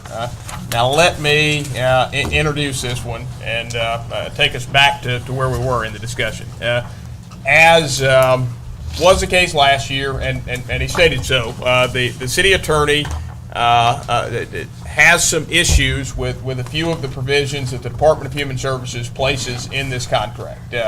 We have had lengthy conversations with the Department of Human Services and have a pretty good indication that they're probably not going to budge on many of these provisions. Now, one of the provisions he's dealing with this year does appear to be purely clerical in nature. So I think it's certainly worthwhile to ask the Department of Human Services if they will correct the clerical error in that provision. The decision that we arrived at last year, which is the decision that I'm still a proponent of, is the Brick Fire Project is a very, very important program in this community for the provision of child care services. It is necessarily dependent on this grant to run, and the city is the only entity that can administer this grant. So the policy reasons are strong to approve this contract, even though knowing that in our view it's not a perfect document, also knowing that the Department of Human Services is, well, they're a state agency, and at a certain point, when they draw a line in the sand, we have no choice but to either abide by what they've said or to walk away from it. Alderman Carver. So, just for my reference, I want to kind of just ask a couple questions. So, there's no other agency to run this brick fire grant through, right? It has to be run through the local municipality? Yes. Okay. But by running it through the local municipality, the city of Starkville, then we're the ones that are wholly responsible for any liability that brick fire incurs, right? Yes. So that's pretty much the basis of our decision. Yes, and that's the way that grant has been structured from the beginning. Is that correct? That's correct. And so how many low-income, middle-income children does this project serve? How many? 150.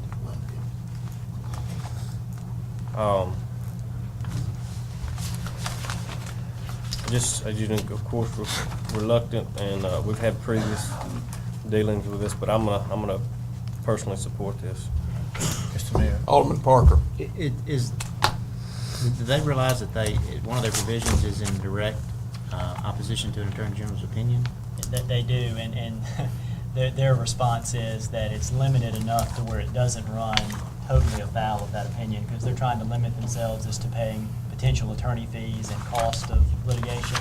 and they're taking the position that that's separate and distinct from an overall limitation of liability.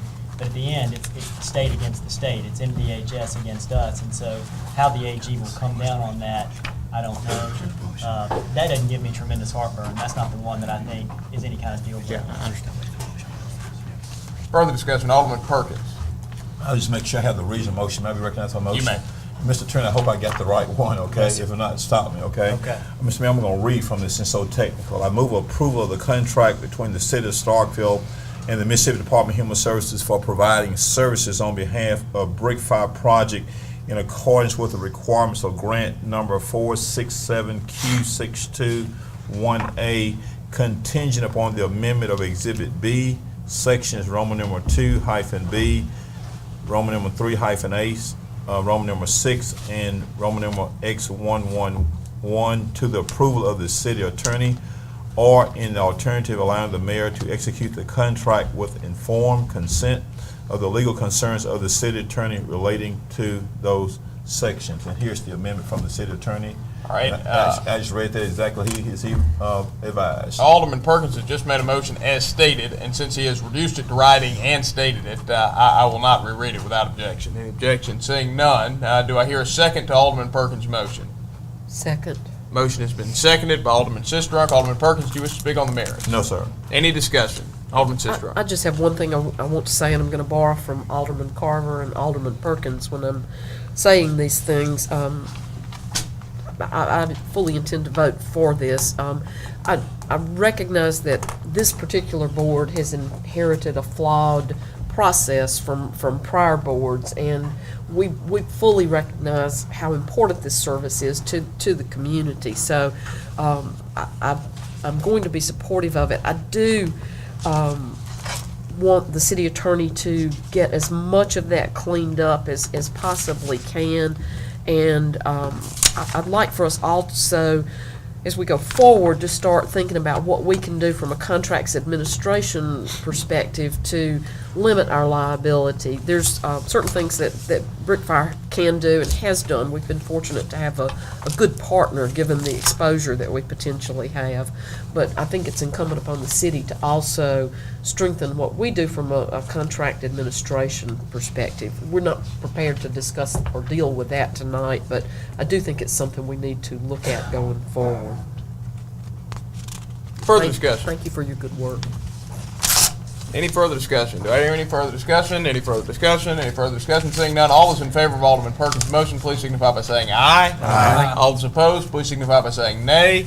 Measure clearly passes. Next matter on the agenda is a consideration of the approval of the contract between, what's the difference in this? Mr. I was seeking recognition to ask the city attorney. I mean, does that cover both, Mr. Attorney? No, sir. The first contract was between the city of Starkville and MDHS, and the second is between the city of Starkville and Brickfire itself. So any specific language you need on that one? No, sir. So It can be voted up or down. I have no proposed changes to the second agenda item relating to Brickfire. May I be Discussion. recognized? Alderman Perkins. Mr. Mayor, I move approval of the contract between Brick Fire Project and the City of Starkville for the implementation of grant number 467Q621A. Alderman Perkins has made a motion to approve of the contract between Brickfire Project and the City of Starkville for the implementation of the grant number 467Q621A as presented. Alderman Perkins, is that your motion? Yes, sir. Do I hear a second? Second. Motion has been seconded by Alderman Paul. Alderman Perkins, do you wish to speak on the merits? No, sir. Any discussion? Any discussion? Any discussion? Seeing none, all those in favor of Alderman Perkins' motion, please signify by saying aye. Aye. All those opposed, please signify by saying nay. Measure clearly passes. And that will carry us to what was previously item 11B1 on the agenda. And that is the appeal for a rezoning request from R1 Single Family to R6 Mobile Home for property located at 1641 Rock Hill Road in Ward 6, parcel number 1115-20-011.00. Now, the city attorney has informed me, since this matter is an appeal, a public hearing is required. And so we will hold a public hearing on this matter this evening. And we will proceed with that public hearing by hearing an introduction from staff, hearing questions and comments from the board, then hearing public comments, and finally proceeding into a discussion of the issue. Ms. Daniel? The applicant, Louise D. Page, is requesting an appeal of the denial of the rezoning from R1 Single Family to R6 Mobile Home Park, Mobile Home Subdivision by the Planning and Zoning Commission on November 8, 2011. The rezoning will affect approximately 13 acres of land located at 1641 Rock Hill Road in Ward 6. The rezoning request first went before the Planning and Zoning Commission on October 11, 2011. However, was withdrawn by the applicant due to discrepancies in the staff report. The second rezoning request went before the commission on November 8th with a decision of 4-3 in favor of the denial of the rezoning. Currently, only one mobile home is present on the 13 acres. 6 requests for rezonings from R1 Single Family to R6 Mobile Home Park, Mobile Home Subdivision have been received by the planning office within the last 4 years. However, no building permits for conventionally built homes in the Rock Hill Road area have been received by the planning office in the last 6 years. Utilities are provided by 4 County Electric, the Rock Hill Water Association, and the City of Starkville for sanitary sewer. The only opposition against the rezoning request came from an adjacent property owner west of the subject property. The applicant, Ms. Louise Page, is in the audience if you have any questions for her, but I'd be happy to answer any questions you all may have. Questions or comments from the members of the board? Do I have any questions or comments? Alderman Parker. You said there had to have been one building permit because there was a new house built right there in front of the entrance to the dump into the Starkville rubbish landfill. So that, correct? We never received a building permit for that. So that home was built without them coming in and getting an official building permit. Okay. Further questions or comments from Ms. Daniel? Do we have any further questions? Alderman Vaughn. What was the reason they denied it? Their reason was because of the size of the rezoning, the 13 acres.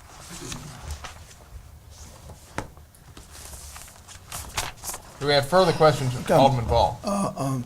City Attorney, did you sit in on any of these meetings? I did. What were your conclusions? My conclusion was that I told them that based on the staff report, there were 5 to 6 rezonings from 1998 forward from R1 or a designation like R1 to R6. And when you look at the breakdown between conventional homes and mobile homes, depending on whose numbers, I know that the staff report had a breakdown showing the ratio, and some of the objectors had different numbers, but bottom line, they were pretty close, equal amount of mobile homes and equal amount of conventional homes. I said that if the P&Z wanted to use those 2 criteria, the 6 changes since 1998 and the split between mobile homes and conventional homes being substantially equal, that could be evidence of error in the zoning map that the board could rely on to make a rezoning finding. But you did give P&Z legal advice. I did. What they can do. So I'm trying to wrap my brain around this. Alderman Vaughn, did you have further Go ahead, questions? I'm Okay, just so taking- you're Alderman saying Vaughn. that the P&Z's rezonings are causing the change of character in the neighborhood, not an actual character change in the neighborhood? Is that It's a different test. The applicant is traveling under the error test for rezoning. There are 2 tests, 2 pathways you can travel. One is that there was an error in the original rezoning, and the applicant has proposed the argument that when the property was rezoned in 1998, it should have been rezoned R6 instead of R1. Well, is there any way to look through the minutes or anything like that and see what was the intent? And I know there was 5 and 6 years of meetings, but what was the original zoning? Not from a bare reading of the minutes of 1998 can we convey content. Alderman Sistrunk. I think you were using the term rezoned in 98. That would have been the original zoning, wouldn't The it? annexation, yes, Right. ma'am. Okay. Further questions or comments from the members of the board? And But we have approved a 1 for 6 in the area, haven't we? 6 times based on the staff report. Okay, if the project would meet all the requirements, why did P&Z deny it?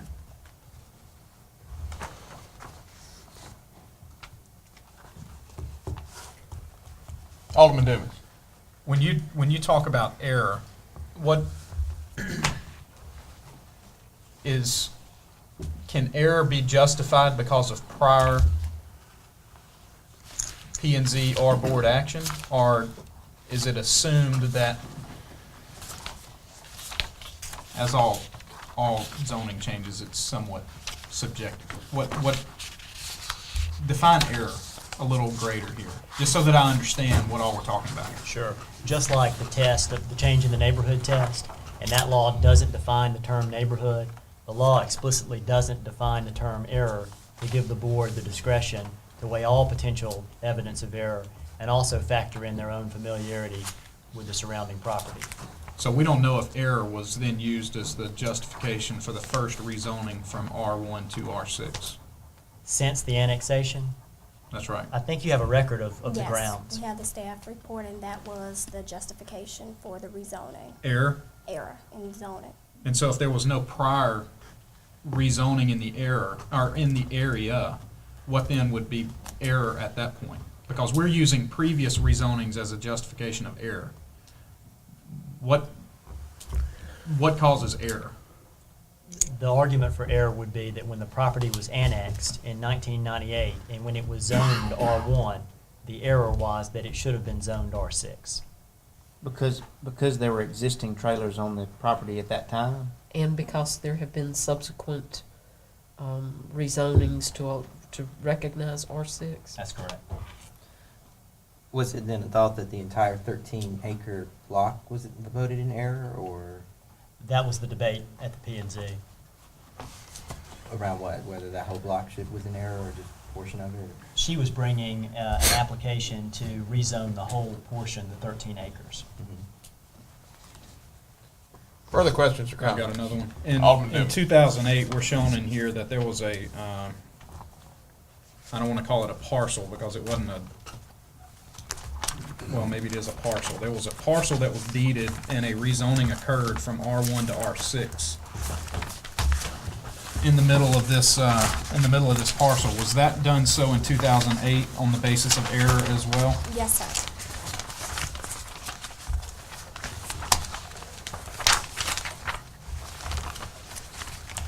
That's the block, this block here.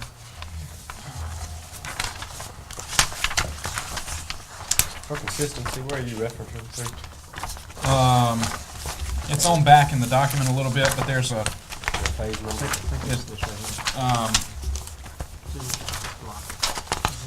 well, I lost my spot now. There's a parcel map that I believe it's prior to the images of the homes. Yes, the one just previous to that. Yeah. And it has a date of hearing of 5/13/2008. And so that hatched area was deeded in 2008 and rezoned as part of that deed to R6.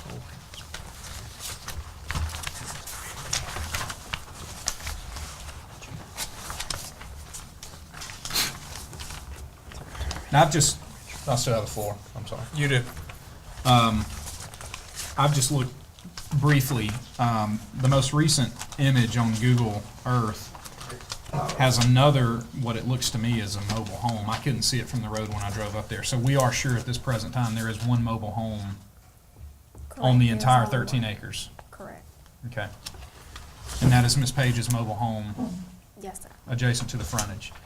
Now, is it clear in R6 zoning, can you have two primary dwelling units on a contiguous parcel, with this not being subdivided? Are we allowed two primary structures of residence on the same parcel? And that's something that Ben and I discussed. Our ordinance doesn't stipulate for, I believe, a mobile home subdivision, how many mobile homes are allowed. So I believe he stipulated that the most that she can have is 3, seeing that one exists there now and she's having the second one put in, that the third one would trigger the subdivision, and that would have her to have to do the plat and everything else to have the subdivision put in. So by code, a single parcel mobile home zoned can have two Correct. mobile homes. Alderman Ball. Regard to this appeal, has all the requirements been met about rezoning? I'm sorry, Alderman. Regard to this appeal, has all the requirements been met for rezoning? All the requirements have been met for the Yes, for the this, rezoning? this was a noticed appeal, and everybody got their due process, and objectors are here, I'm sure, to speak, and the applicant's here. Further questions or comments from the member? Alderman Corey. I guess just for clarification, and this is a question I guess I should direct more towards Ms. Page, but is the intent to want to rezone the entire 13 acres, or just a portion of it, frontage to the road, or, you know, I guess I just wanted some clarification on that. After speaking with her, the intent is to rezone the entire 13 acres. Okay. Alderman Sistrunk. And if I'm understanding correctly, what you're telling me is that if we rezone the entire 13 acres, that will allow Ms. Page to add one additional mobile home there. Yes, ma'am. That she cannot add any more without going through the process of applying for, what was the term you used? Mobile home subdivision. A mobile home subdivision. Correct. Further discussion? Mr. Latimer, does that comport with your reading of our ordinances? I got one more question. Alderman Ball. Now, if we deny her, will we be violating the state law if we deny her of this? Alderman, the change in zoning law is a high hurdle for an applicant to meet. The threshold, or rather the presumption on the front end, is that the original zoning was well-intended and should not change. That's the first point. The second point is that the applicant for a zoning change has to prove by clear and convincing evidence the need for a change. Clear and convincing evidence is a pretty high legal standard. It's about one step removed from reasonable doubt. And so that's the burden the applicant bears. What this board needs to latch onto is if it has substantial evidence, and that's the key words under the law, if it has substantial evidence with which to base its decision on, that will stand up legally. And So that's what you've got to reconcile in your mind are the facts of this case providing you with the substantial evidence to decide that this should change in zoning or not. And that substantial evidence can be the use of the property at the time it was annexed, and the which would lead to one to believe that there may have been a Scrivener's error in that original classification, and that the subsequent P&Z zoning changes would reinforce the idea that there may have been a Scrivener's error. And as you noted, the close breakdown, equal breakdown between mobile homes and conventional homes in the area. To the number? What's To that? the number, exactly. The staff report at this meeting says 31 to 31. Further discussion? Do we have any further discussion? Any further questions or comments by the I got members? one more. Alderman Ball. If we deny her, what legal issue will we get into? Whether or not you had substantial evidence for the denial. And if we approve, then we'd have the same Same issue. issues. Okay. Further questions or comments from the members of the board? Do we have any further questions or comments from the members of the board? We'll get, we have other discussion after the public. Yes. Okay. All right. At this time, we'll move into a public hearing. And now the standard practice for public hearing on zoning appeals matters is a little different than the standard practice for a public hearing on an ordinance amendment change. In this case, we'll have somebody who's made an appeal, so we'll have an opportunity for either the person that has made the appeal or the person that has made the appeal wishes to designate to speak. And you'll be able to speak for a maximum of 15 minutes. Then we will hear from anyone wishing to oppose the appeal of the matter, and you'll have a maximum of 15 minutes collectively. So what I would ask those that are opposing the appeal, if between now and when you speak, if you can just talk amongst yourselves and determine how you would like to allocate your time. Now, to the appealing party, should you wish to reserve any of your time from your 15 minutes to respond to what those responding to your argument say, then you can do so. Just let me know if you would like to save any time to respond to what those against the appeal say. At this time, do we have anyone wishing to speak for the person that's made the appeal?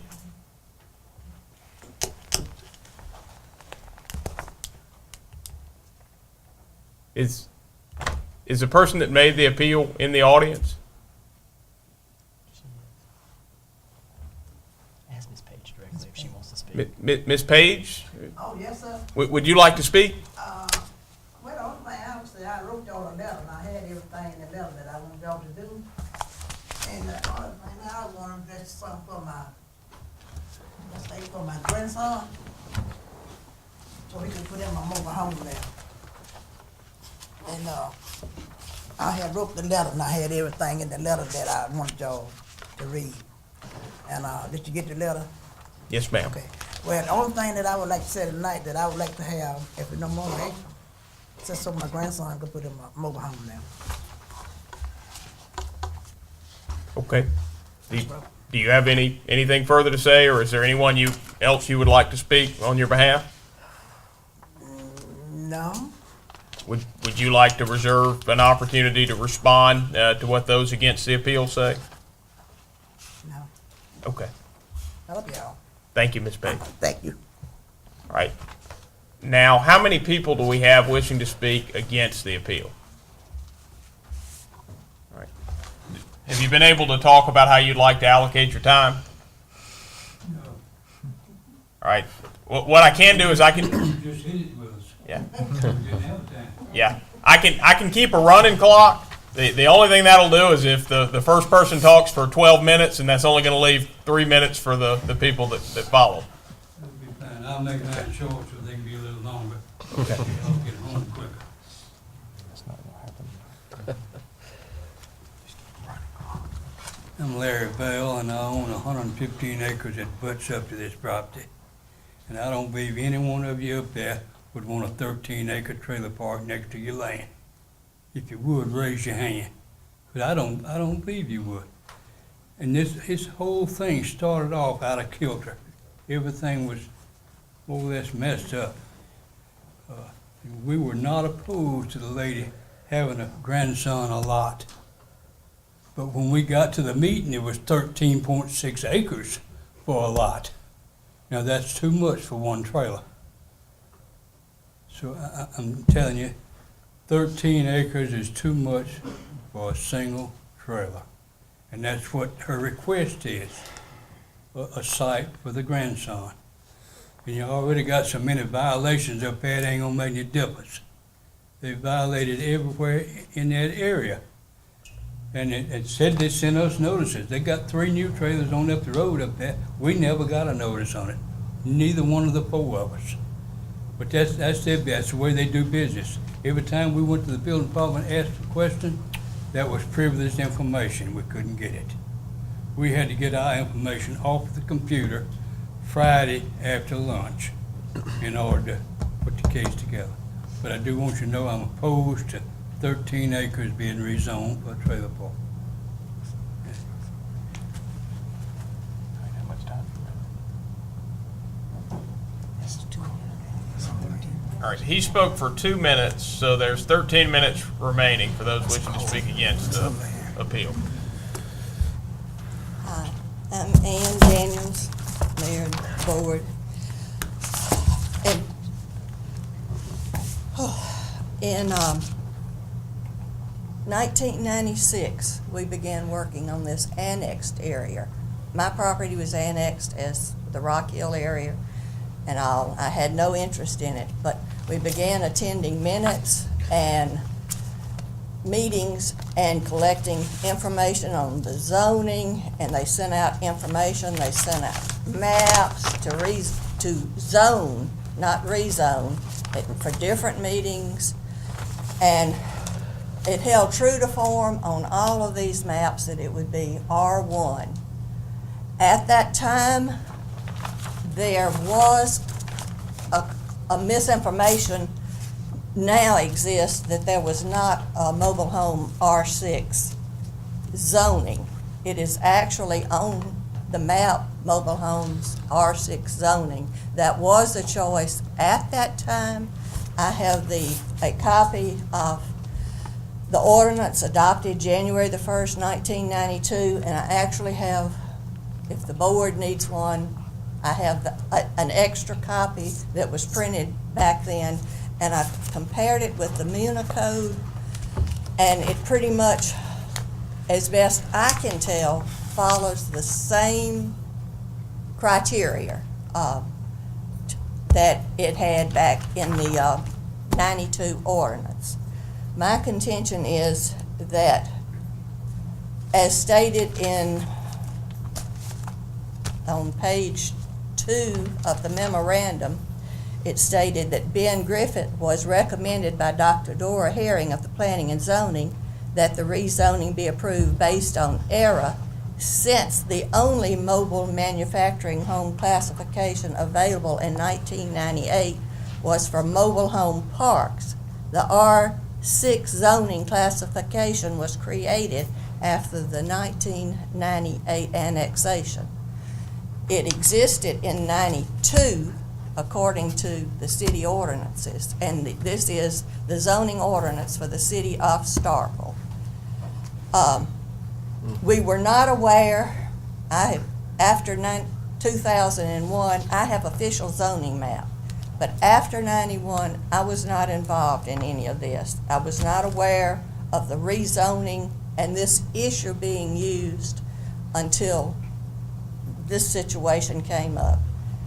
Ms. Page, I have no problem with her grandson having a place, but the city is getting in a position that they are using error in the zoning map, which by my judgment is inappropriate and probably not legal, because this was a choice made by the planning and zoning commissions, the boards, all the meetings that were held. The people made this choice back then. Now, if it needs to be changed, let it be changed in a correct fashion, not individual lots along the way, or however. I'm not saying it needs to be changed. That area has the residential 1 zoning, which is absolutely the best. It's as good as Sherwood Forest or anywhere. The value of the land for an R1 is more than an R6, or at least that's what I've always been led to believe.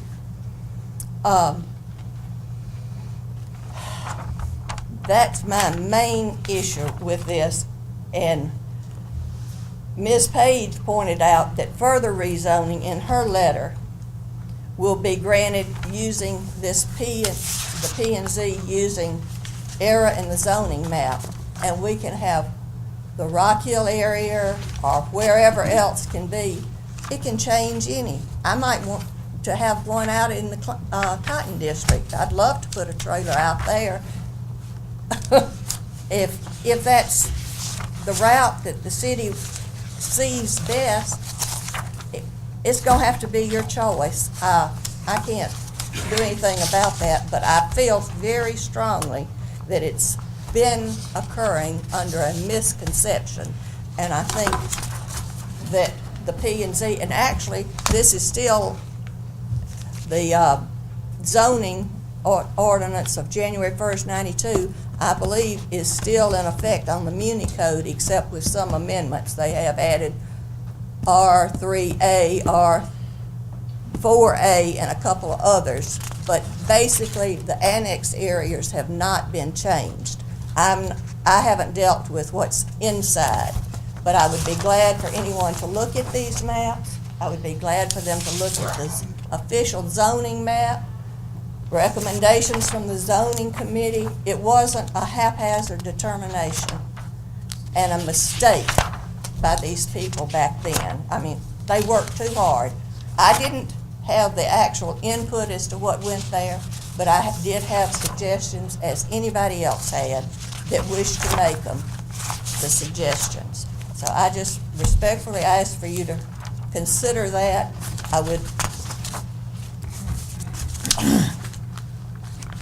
I have other maps aerial views and all. If anybody would like to observe them and look at them, all you have to do is ask, and I will share it of that area. I went to Google Earth and satellites and found this information. Does anybody have any questions or? We'll hear questions at the end. Okay. I have two different maps. If the zoning map and the adjacent, Miss Page's property and the adjacent property. All right, and those wishing to speak against have collectively 6 minutes remaining. My name is Margaret Copeland. I'm a landowner to the north of Mrs. Page. We didn't object when Mrs. Page asked for 1 acre on her property to be rezoned for her granddaughter to have a trailer, because we thought that was okay. So that's one of those rezonings that came along. All other rezonings are probably half of an acre, or something like that. She's coming to you now asking for 13.5 acres approximately. I have asked the building department and have not been answered how many manufactured homes could legally be located on 13.5 acres. And that was the problem the zoning commission had, and a substantial change to the neighborhood. If I lived in that neighborhood, I would want to be notified, and I would have wanted to have had some input on whether there's going to be an R6 13-acre rezone that could potentially and easily be a mobile home park. And I have talked to people in the neighborhood who've said, we don't want a mobile home park. And if you rezone it to R6, that's what it can be.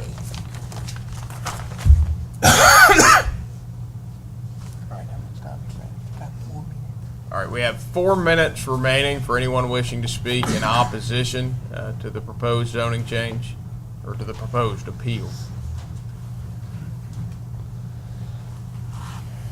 I'm Mary Bell. I own property on 2 sides. We should have been notified on the case of 2 of the cases for rezoning that was claimed. So flawed 6 cases, we should have known of 2, and 1 is on Sudeth Road, I think. So that just leaves 3 that were across on the east side of the property. So your city is already liable for misinformation and not sending notices to property owners on 2 of those parcels. Your building department isn't giving concise, factual information.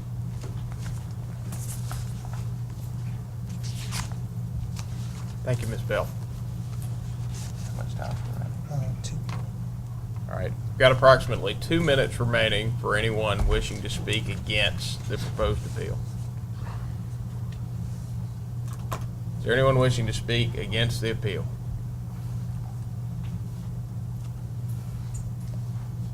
I'm Marnita Henderson, and I have something to say. You can take it for or against or however. I attended to those meetings. My husband and I attended those meetings. They had maps. They had people everywhere. People came in and told them what they wanted done. It was not a mistake in what they did on Rock Hill. They said, we want this to be R1. We want it to be single family. But we will work on this. Now, if you rezone it, that's one thing. But it was not rezoned. And the same thing happened over off Reed Road. And I've gone blank. I didn't think I would ever forget the name of the road. They hassled for a year over rezoning a piece there. And because it was set originally, they meant it to be R1, and they worked on it for about a year. But, as a mistake, no. But, if you rezone it, just rezone it, but it's not a mistake.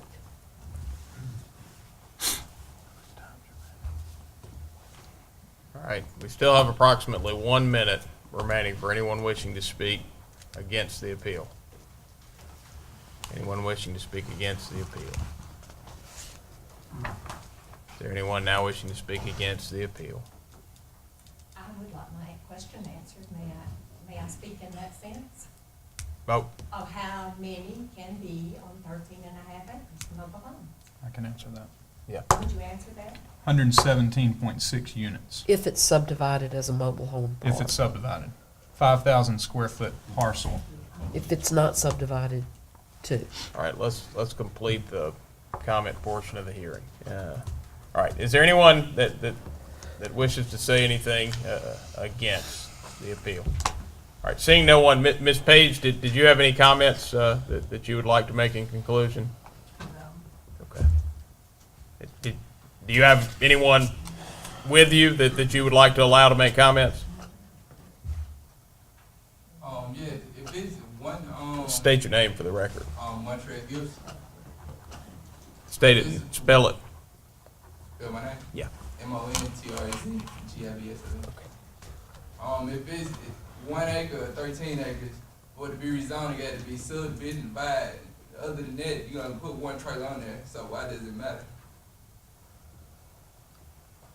You're gonna put one trailer on there without it being subdivided and turn into a mobile home park. So why does it matter? Is Ms. Page, do you have anyone else that you would like to speak on your behalf? No, no, Okay. Can you ask a question yet? All right, now we'll have questions and comments by the members of the board. Can I Alderman Vaughn. Can I ask Mr. Bell a question? Yeah. Mr. Bell, wasn't you in planning and zoning during that time when all this was done? Were you in planning and zoning when all this was done? Yes, I'm a little hard of hearing. I was in all the planning commission hearings, and like we said, this thing was blown out of proportion by the building department itself. The write-up was permission to put a mobile home on the land. But when we found out about the meeting, we didn't get notified. They did, I didn't. And when we found out about the meeting, it turned out to be not one mobile home, but 13 acres. And that means you could have a mobile home park, and that means over 104 trailers could go there. And I don't believe you got the sewer capacity. I know you hadn't. But everything's already gone, but you're gonna have to pump all that over the hill to get it to Rock Hill Road. And I tried to explain that to them the other day. They got county electric and they got Rock Hill water. But to get sewer, you're gonna have lift stations to get that back up. And I just gave the city a quarter acre down there for a lift station on the other side over there. So it's more to it than just moving the trailer in. It's gonna have to be some planning. And my first question to the planning commission and to Ben Griffin was, where is the plat? Where is the plat? You have to have everything platted in order to get it recorded. There's no plat on the property. And, apparently not going to be, I don't know. But yes, sir, I understand. The system said, a planner said you had to have 3 before you had decided, before you would have a plan. More than 2 constitute a subdivision. I don't know what she's saying, but more than 2 constitute a subdivision and requires a plat. But am I right, Marquita? Yeah, I know I am, yeah. But a subdivision is more than 2. Okay. Hold on. Alderman Vaughn, do you have any further questions or comments? I'm through. Alderman Parker. I got a question for the city attorney and more of a statement, because I've kind of been on both sides. We really can't look at what her intentions are, though. I mean, the land could be sold, the land could be passed on, and then they could do a plat and put 170 on there. So my question is, we can't look at what her individual intentions are, right? That would be beyond the scope of the error determination. Right.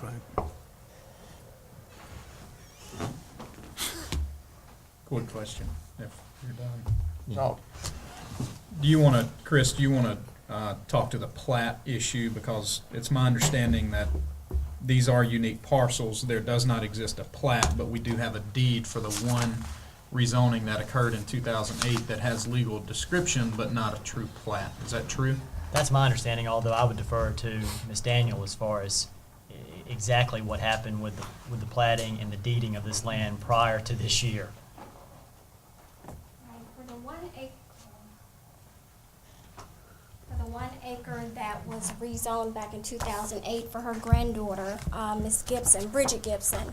There was a survey done on that 1 acre, and there was a plat done for that. And I have that in the records if you all would like to see it. And there is a legal description for that as well.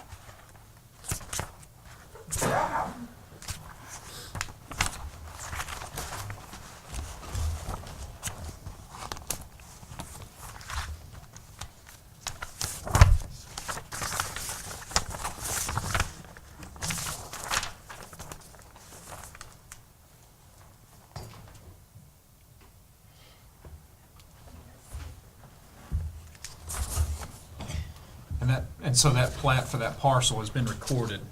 Yes. Alderman Parker. Were the previous rezonings for existing trailers that were already there? Is that why they were?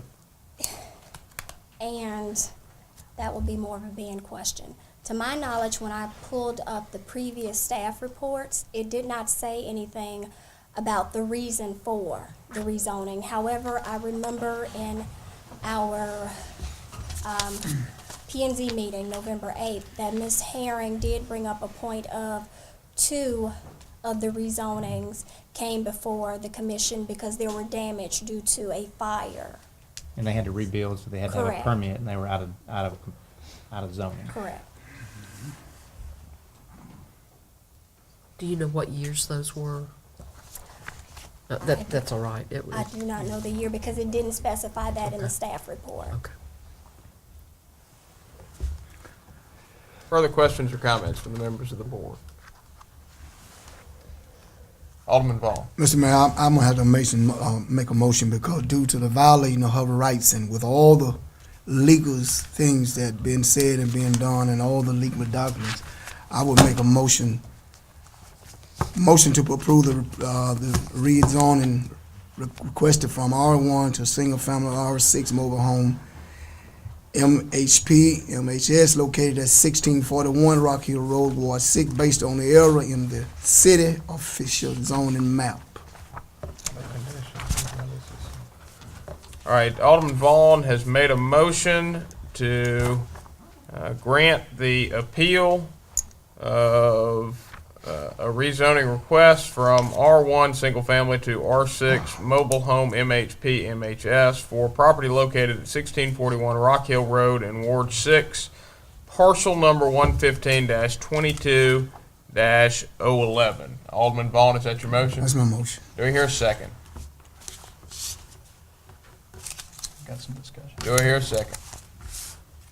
Seeing no, I do hear a second. Alderman Vaughn, would you like, motion's been seconded by Alderman Sistrunk. Alderman Vaughn, would you like to speak on the merits? Yeah, the reason I'm going with this is, like I say, because we are violating her rights. If we deny her, and this has already been approved by the board, and if we deny her, we are violating her civil rights.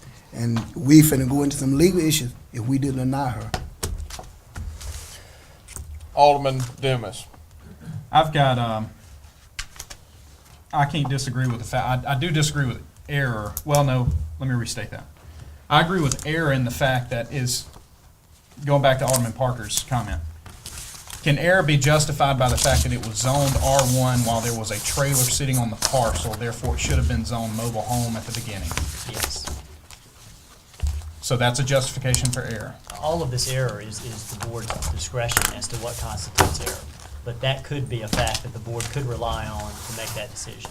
Okay, I've got I want to amend this motion because I agree with the fact that there is an error. I also agree that frankly there's probably even a public need. But I disagree with the impact that 13 acres will have on infrastructure in the entire area. When you look at and I think we get in this anytime we look at zoning, when you look at something as dense as a mobile home park at 5,000 square feet, a maximum buildable lot, you exponentially increase infrastructure or impact infrastructure at that point. And I don't know, I'm fearful of going 13 acres. So what you have in front of you is you've got you have an amended map that includes a 2.29 parcel. And Mr. Attorney, if you'd like to bring us up to speed that it is the board's authority to either downzone or decrease acreage as part of a current zoning.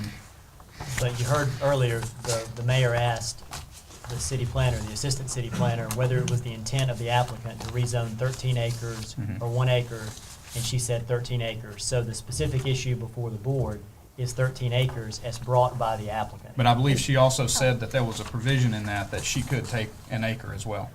And The that was, applicant's not asking for that. She Ms. stated Daniel, that on the record. The applicant sat here when she came to speak and did say that she would take 1 acre. Ms. Page, could you clarify, is your request for the 13 acres to be rezoned only? Or in the alternative, should the board not grant the 13 acres, would you be amenable to the board granting a request for 2.29 acres that includes the property where you'd like to put a trailer? Say if you're not gonna do the whole thing. Okay. If you're not gonna do the whole 13 acres, if you're not gonna give, then I would put it the acre. Okay, does that suffice for the intent stated of the applicant? Okay, so now it's clear that the applicant's wishes, the primary request is for 13 acres to be rezoned. However, in the event that the board is not willing to rezone the 13 acres, the applicant would be amenable to rezoning the 2.2 acre parcel that would include the area where she would like to put a mobile home. That's right. And that is shown, so that amendment will be all of Ms. Page's property within a 400-foot buffer of the west right-of-way of Rock Hill Road will be included as a rezoning to R6. I don't know how much more legal description you need there. All right, Alderman Dumas's motion is to amend Alderman Vaughn's motion to replace the proposed rezoning map and Alderman Vaughn's motion, which was the map presented in the zoning packet, with which one? Alderman Dumas, is this the parcel That is you're not. referring to? No, it's the one that has 2 grade areas that is just under yours. And is it the intent to rezone both of the grade areas? It is, because the northernmost has her mobile home on it now, so that would be as part of both those parcels, or both of those pieces of the parcel will be included within that rezoning. So we'll reference this map as well. Absolutely. All right. And there's no unique indicator on that Alderman map. so Dumas, you can't- could you verify that that's the map? It is.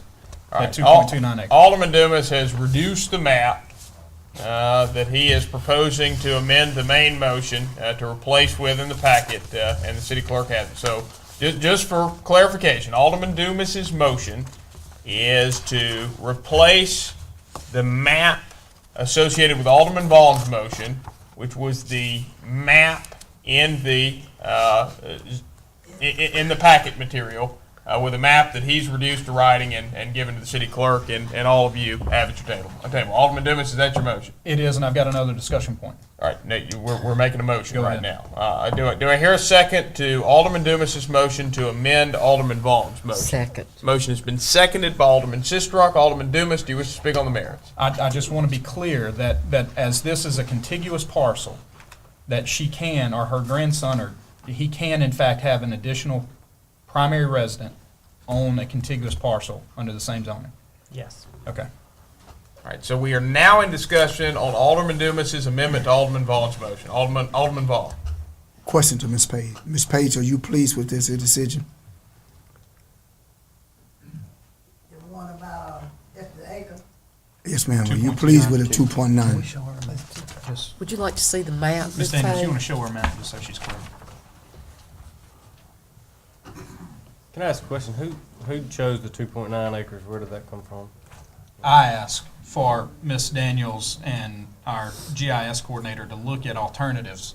Okay. So that if we got into the discussion of the whole 13 acres, that we could still accomplish what Ms. Page wanted without it being such a tremendous impact to the entire neighborhood. And let me say this. All right, so Mr. Vaughn, Alderman Vaughn has the floor. So let's wait on Alderman Vaughn's question to be answered, and then we'll proceed with our discussion.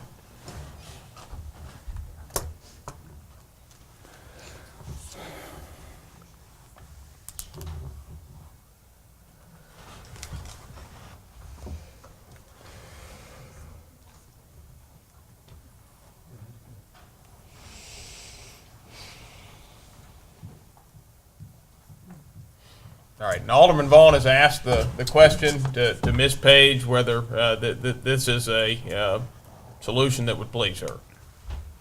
Would it satisfy you, Ms. Page? Oh, yes, I would say that. Further discussion? Any, Alderman Carver? So the amendment, Alderman Dumas's amendment is based just on the fact if Alderman Vaughn's fails for the whole 13. No. We're in discussion on Alderman Dumas's amendment to Alderman Vaughn's motion. This amendment will either pass or it won't. If it passes, it becomes a part of Alderman Vaughn's motion. If it fails, we will go back into discussion on Alderman Vaughn's motion without the amendment. Further discussion by the members of the board? Any further discussion by the members of the board? Any further discussion? Any further discussion? Any further discussion? Seeing none, all those in favor, please signify by saying aye. Aye. All those opposed, please signify by saying nay. Measure clearly passes. We'll now move back into discussion on Alderman Vaughn's motion, which has now been amended to replace the original map with the map Alderman Dumas has reduced to writing and given to the city clerk, which you also have at your desk. Further discussion? So this is a vote on 2.9 acres? Yes. Okay. Any further discussion? Any further discussion? Any further discussion? Any further discussion? Seeing none, all those in favor of Alderman Vaughn's motion as amended, please signify by saying aye. Aye. All those opposed, please signify by saying nay. Measure clearly passes. And I will carry us to item B on the board business agenda. But prior to doing that, without objection, I'm going to move us into a brief recess. Any objection? Objection has been made. I'd like to do it after this item, so we can go ahead and get through this. Okay. All right, we'll give the city clerk a moment to get Alderman Perkins back in the room. Never mind, we'll find out in a second. No, we're talking about budget.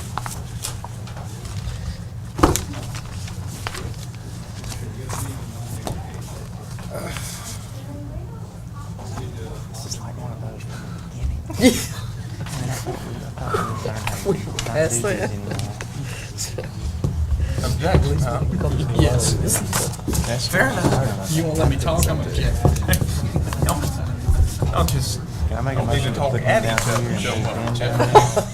I tell my kids, I teach my kids to look at me and talk Praise straight. you for Yeah, Separate no, them that's, down I there. understand Somebody's that. gonna have to go That's down not the there. best for every type of discussion. split them. Back, we might need them. Yeah, they got a little personal. Okay, we're not in recess. Let's get him. No, We are not in recess, but we need a city clerk. City clerk. I like that. We Yes, didn't do that. That was about the only one we did out of that. So we rezone within 400 feet of right of way. All right, the next matter on the agenda is the consideration of amending the City of Starkville Code of Ordinances, Appendix B, to the subdivision regulations in Chapter 98 to include references to all street specifications contained in Appendix B, Article 6 of the subdivision regulations being referenced to amend Chapter 98, Article 4, Streets and Specification section regarding the city's acceptance of streets and other related matters. Better known as the subdivision regulation amendment that would allow one-stage construction of roadways instead of two-stage construction. Discussion. It's or. It's not. Oh, yes, excuse me. instead of. It's Excuse or. me. Would allow one-stage or two-stage construction instead of mandating two-stage construction. Discussion. I move approval. Motion has been made by Alderman Dumas to approve of the amendment to the City of Starkville Code of Ordinances Appendix B to the subdivision regulation Chapter 98 to include references to all street specifications contained in Appendix B, Article 6 of the subdivision regulations being referenced to amended Chapter 98, Article 4, Streets and Street Specification section regarding the city's acceptance of streets and other related matters as presented. Alderman Dumas, is that your motion? Yes. Do I hear a second? Second. Motion's been seconded by Alderman Sistrunk. Alderman Dumas, do you wish to speak on the merits? I don't. Any discussion? Any discussion? Any discussion? Any discussion? Seeing none, we will now move into a roll call vote on Alderman Dumas's motion. Please respond by saying yay, nay, or abstain when the city clerk calls your name.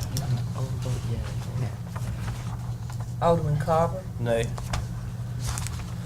Alderman Sistrunk, Yay. Alderman Parker, Yeah. Alderman Corey, Yay. Alderman Dumas, Yay. Alderman Perkins, Nay. Alderman Vaughn, Nay. By a vote of 4 in favor with 3 against, this measure passes. Now, without objection, I'm going to move us into a brief recess. Any objection? Any objection? Any objection? Seeing none, we'll stand in recess. All right, well, we're just going to have to catch up. Meeting will now come back to order. Next matter on the agenda is a consideration of the approval of outside contributions for the budget year for 2012 for the city of Starkville. Alderman Sistrunk. The Budget Committee met in November, and among the things that we discussed were the distribution of the minimal funds that were approved for outside contributions for fiscal year 2012 when we approved the budget. This is based to some extent on historically what has been given to organizations compared to what they've asked this year. There were some incomplete applications. Is that not right, Ms. Outlaw? There were some incomplete applications, so they were not considered at this time. But our best attempt as a committee to make a recommendation for the distribution of those outside funds is in your packet tonight, and I move approval of the outside contributions for the fiscal year 2012 budget as presented. Alderman Dumas, or Alderman Sistrunk has moved approval of the outside contributions for the budget year 2012 for the city of Starkville as presented. Alderman Sistrunk, is that your motion? It is. Do I hear a second? Second. Seconded by Alderman Dumas. Alderman Sistrunk, do you wish to speak on the merits? No, thank you. Alderman Carver. Yeah, the reason I did not want this to go to consent is I was just looking through this, and I guess I missed it last meeting, and I was wondering, most of these were minimal cuts at all, but there were 2 that were just completely cut, which were community counseling and the PDD area agency on minibus. The community counseling was just totally $12,000. Just cut them off. There were incomplete applications. Was theirs a complete application? I think the community counseling was complete. Okay, GTPDD was not complete. So is that the reason why was community counseling just? Community counseling, we did not have $12,000 in our total amount to be allocated. I was just wondering at what discretion there were these 2. This is the committee's recommendation to the board. Okay, who's on that committee? Myself, Alderman Parker, Alderman Perkins. Just wondering, because there were some that were cut by 5 or 10%, and there's 2 that cut 100%, so. I think, and some of the thought behind that was, I mean, there was very limited funds available. Right. So instead of giving them all to one organization, I mean, I think you'll notice everybody, even the small increments, they got cut. So I think we tried to appease more, probably, spread the money out further rather than using it for one organization. Have y'all contacted these, both the PDD and the? We have not contacted anybody because we didn't have anything to contact them about until the board makes a decision about how they wish to distribute these funds. Mr. Mayor, very brief advice, Mayor, you may want to just explain to them that we got 1427 and how that works. Maybe you want to tell them. We also have, in addition to the items that were specifically identified, and there are two elements here. There's there are those that were rolled into one lump at the top, and then there were some specific amounts that were approved in the budget process, like the library, the park commission, that sort of thing. But in that combined area, we did our best to distribute to as many agencies as we could, and we retained the $1,427 that Mr. Perkins is talking about, that we can use as we see, as issues come before the board through the remainder of the year. Further discussion. Alderman Dibble. I guess just to kind of justify it in my own head, when you look at those general fund items at the top, each of those line items, I mean, the 2 that really ring out to me are the PDD and community counseling, which, I mean, I think arguably their fiscal health is probably even better than ours.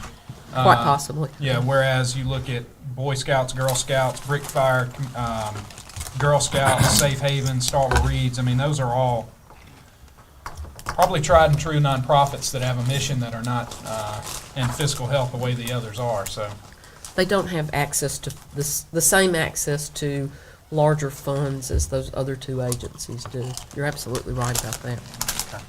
Well, I guess my greatest concern with that is, you're affecting, I don't want to be totally cutting the program out for the area agency on aging and the minibus. If that's one of the largest funding sources for the, picking up the elderly people, I just don't want to be, I guess, responsible for that. I don't know if anybody contacted PD and making sure that this, by canceling this, that you're not canceling the program. Again, that was an incomplete application from them to begin with. That one was? And the last financial statements that we saw from GTPDD had millions of dollars in the bank. So if they cut that program, I don't think it's for lack of funds from the city of Starkville. Further discussion. We have any further discussion? Any further discussion? Any further discussion? Any further discussion? Seeing none, all those in favor, please signify by saying aye. Aye. All those opposed, please signify by saying nay. This measure clearly passes. The next matter on the agenda is the consideration of the approval of advertising for an RFPP request for partnership proposal for the purpose of creating a public-private partnership for municipal facility projects. Alderman Sistrum. We have, as we've discussed tonight, there are many issues that the city addresses that are just a buildup of years of things that have been done and left undone. One of those things that we've not addressed through the past decades is developing appropriate municipal facilities for the city of Starkville. We had a presentation at the Capitol workshop or work session that we had where we learned more about public-private partnerships and how we might go about requesting partnership proposals so that we could have some new ideas about how we could address our municipal facility needs. One of the things we've heard loud and clear over the last few months is that we needed to go back to the drawing board, as the mayor says, and this is about as back to the drawing board as you can get. So this is just a request for partnership proposals. It does not commit us to any funds. It does not commit us to any project, but it is an opportunity to see what true interest there is out in their community and then to explore our options to go forward. And so, I move approval of advertising for RFPPs for the development of a public-private partnership in order to explore the options for constructing municipal facilities. Alderman Sistrunk has moved approval of advertising for an RFPP, request for partnership proposals, for the purpose of creating a public-private, that was not the part of your motion. No. It was in order to explore the options for constructing municipal facilities as presented. Alderman Sistrunk, is that your motion? It is. Do I hear a second? Second. Motion's been seconded by Alderman Dumas. Alderman Sistrunk, do you wish to speak on the merits? I do, no, but I do have one typographical correction. At the top of the second page of the proposal, the second line, it says formerly housed at. It should just say formerly housed. That at should be stricken. Without objection, the clerical changes will be made if the document passes. Any objection? Seeing none. Any discussion? Well, go ahead. Alderman Parker, Alderman Dumas. Well, I was just going to say, I think this is pretty exciting. Obviously, we just had a referendum, and I think it was very clear in how the public and the citizens of the city of Starkville felt in that referendum.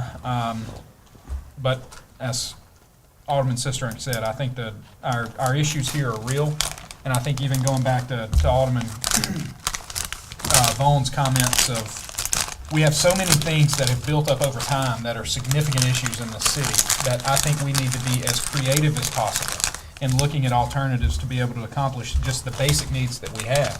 And this is one of those mechanisms. So I'm excited to see the results of this process so that we can see what the potential is.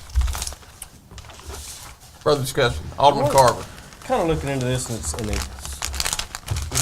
20-year lease and naming different pieces of property, just to get away and just, one thing we've met with different developers and the construction costs, I've heard people really the bond issue, in my personal opinion, failed for a couple of reasons. One was site location, two was what they considered an astronomical price for a piece of property, and third was the LEED certified channeling into a $200-some-odd square foot construction cost, which people thought that was astronomical. Is this a lease? Is that a way that you can, by doing a public-private partnership, can you get around some of those LEED $200 a square foot building costs? Is this another way to? I don't know the answer to the question. That question has not come up to my knowledge. Just want I think at this point, what you're doing is you're seeing if there's any private sector market interest in doing something that could accommodate municipal facilities and something that somebody from the private sector has an interest in. I don't think you know the answer to that question until you get proposals, and if you get proposals, then you can talk about what those things mean. Well, it's just odd to see a piece of property leased by the city for $1 for a 20-year period. There's got to be something, I say, to that, but if not, what you're telegraphing by saying that Yeah. is you're saying the city owns, you've laid out two specific pieces of property. You're saying the city owns the piece of property where the old electric department building is, and the city owns this piece of property where this building is. You're saying to the private sector, if you can find something that you can potentially profit from and meet municipal facility needs, then if that satisfied the board in terms of meeting the municipal facility needs, one of the benefits you would get is you could lease this property for $1. And so that's there to entice private sector bidders. Alderman Corey. And correct me if I'm wrong, but the dollar lease is a concept that's used by the fraternities, or some of the fraternities on campus, if I'm not mistaken, so that they can build privately owned houses on public land. Yeah, a dollar lease or a dollar for a contract service is something you see sometimes to establish consideration is the legal term. That means to establish that each side is giving something to the bargain, but that's a way of establishing that without it having any real value. Well, I just want to be completely honest with the public from the start of this, and I think Absolutely. I think that if it's going to pass, it's going to have to be a public-private partnership. And again, just I'll stay, from the start of this, the onset, by doing this process tonight, it is the baby step of the whole process starting again. So, I'm on board for that. I just want to make sure everybody knows that that's probably going to be the only way to get it in at a really economically feasible thing is to do this public-private partnership. Alderman Parker. And I'd like to speak to that too, because I got some of the same concern Alderman Carver has. Is I think it failed because of the cost of the project. I think it failed because of the tax implications of. Some people felt like the tax implications, they didn't want another tax. So I have no problem at all taking this step. I'll just be very interested to see as we move further into this, what tax implications, if any, it has. I think the most attractive would be, of course, a neutral, no tax implications at all. But I'll just be very interested to see how this progresses and how it affects our taxes. Basically, so. And I think you have to take this step to our intention is to keep this revenue neutral. Our intention is to keep this revenue neutral. In Alderman Carver's, to speak to what he says, we don't know enough to absolutely guarantee that will be the case, but I don't think that this board will go forward if it's not revenue neutral, so.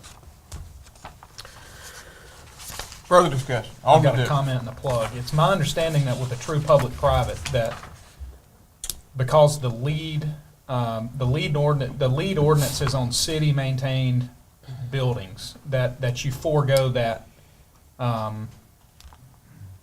This will not be a city facility until the end of the term, the lease term. That part's correct. And so I like how you answered that. So anyway, when you go through, it's not a city. So by virtue of that, at the beginning of construction, we won't have to. But here's a plug. I think the real key on LEED though is that the initial costs are sometimes, I don't want to say shocking, but it's proven time and time again that because of the energy savings throughout the life of the project, that because of the life of the building, especially in a true civic building, you reap those benefits and savings Over time. time and time again over the life of the facility. So, yeah, it may cost a little more, but over the life of the facility, you reap those benefits. Is there anything in, I didn't see anything in this proposal, and I guess it would be analyzed with whatever we get back from contractors or the private sector. Is there anything that we can require local tradesmen, local workers? I mean, is there anything that we can do to? I think that would fall into the scoring criteria under financial impact and would give more weight to anyone who proposed something that had a positive benefit to the community and help create some of those jobs that we talk about. We talk about creating jobs. In truth, government itself doesn't really create many jobs because we don't hire that many new positions, but we create a climate where jobs can be created, and we create projects that contribute to the job market. And so this is one of the things that we can do that will result in some jobs for our community. Further discussion. And I think there's a lot of, there's an adage that gives strength to the creativity of the private sector. And I think there's a lot of that goes into this when compared to a government process. When you look at all the restrictions of state procurement, in order to put this out there so that the creativity of the private sector can come through and do just that in specifying local and best, I think there's a lot of benefit in that from the city of Starkville standpoint. So, because you're talking about an increase of almost 100% building costs, will this building be required, if it's built by a private sector individual or company, to be LEED certified under this? I don't think you can answer that question until you see what the proposal is. I think you can certainly, it's dependent on several things. Yeah. First of all, it depends on what the language of the city's LEED ordinance is, how that defines the LEED requirement, and it depends on the arrangement that the private sector vendor would be interested in having, and whether that triggers the ordinance or not. So I think you can know right now what the ordinance says, but you can't know what the proposal is that you get to this. And this is just a first step to get proposals, and it would then go to a negotiation phase. So we hopefully will have proposals, then we'll have negotiations, and then we'll be able to answer some of those questions. Will individuals we've had certain individuals, talking about donations of land that are not at these two specific sites.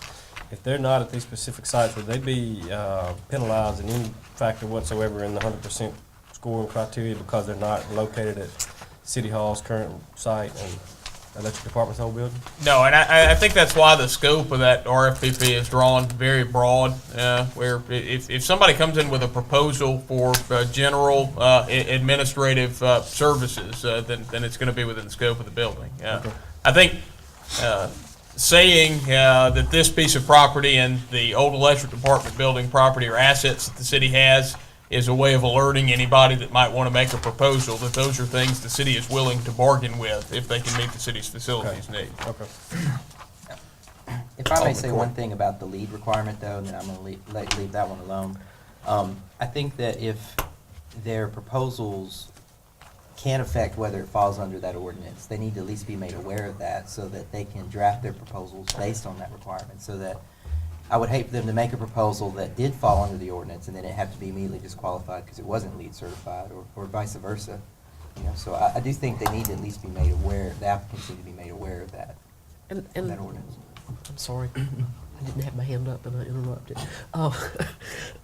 I think the people that we will get proposals from in response to this will be fairly sophisticated builders and will probably be aware of that, of tax implications, of other things that the city could do to help. I think it will be a fairly sophisticated group that responds.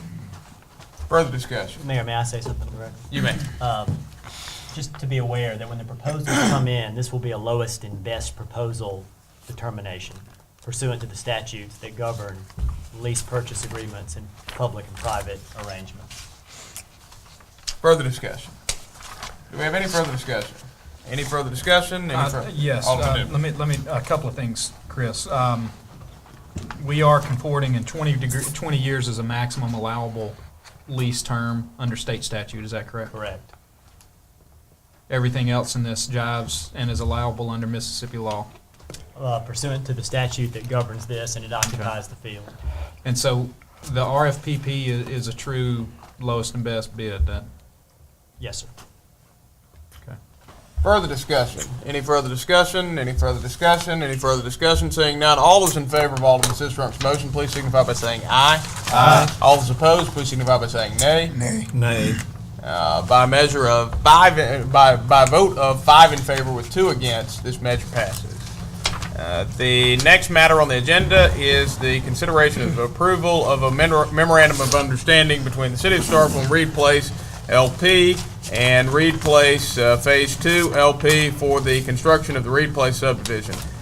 These two matters, matter G, which we're discussing right now, and matter H, which will follow it, are all tied to the same series of facts. So I'm going to do my best to introduce them, and I may ask for some help for city staff because the development of these documents originated with city staff trying to meet the needs of a development project that's quite unique. Reed Place subdivision is a subdivision that is going to be built in an atypical manner. Rather than the typical mode of development, which is where a developer will put infrastructure in and subdivide lots and sell individual lots to builders who will build the subdivision, the developer of Reed Place is going to build all of the houses in each phase of this project at once.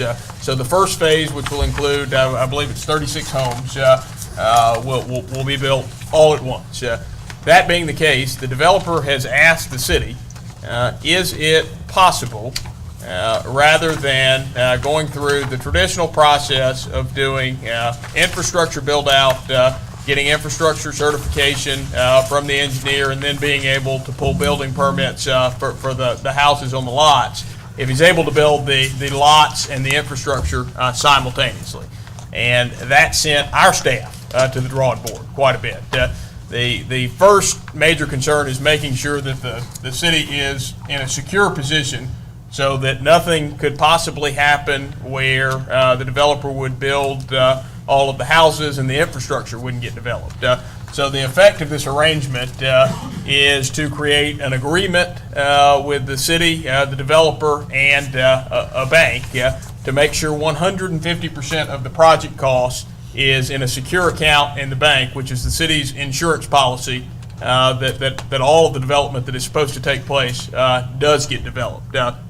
Now, I asked the city engineer this afternoon, I guess, why we would consider this, and he says there are some practical advantages if a developer can do a project all at once like this, and I think it's worthwhile for us to hear from Edward into as to what those practical advantages are.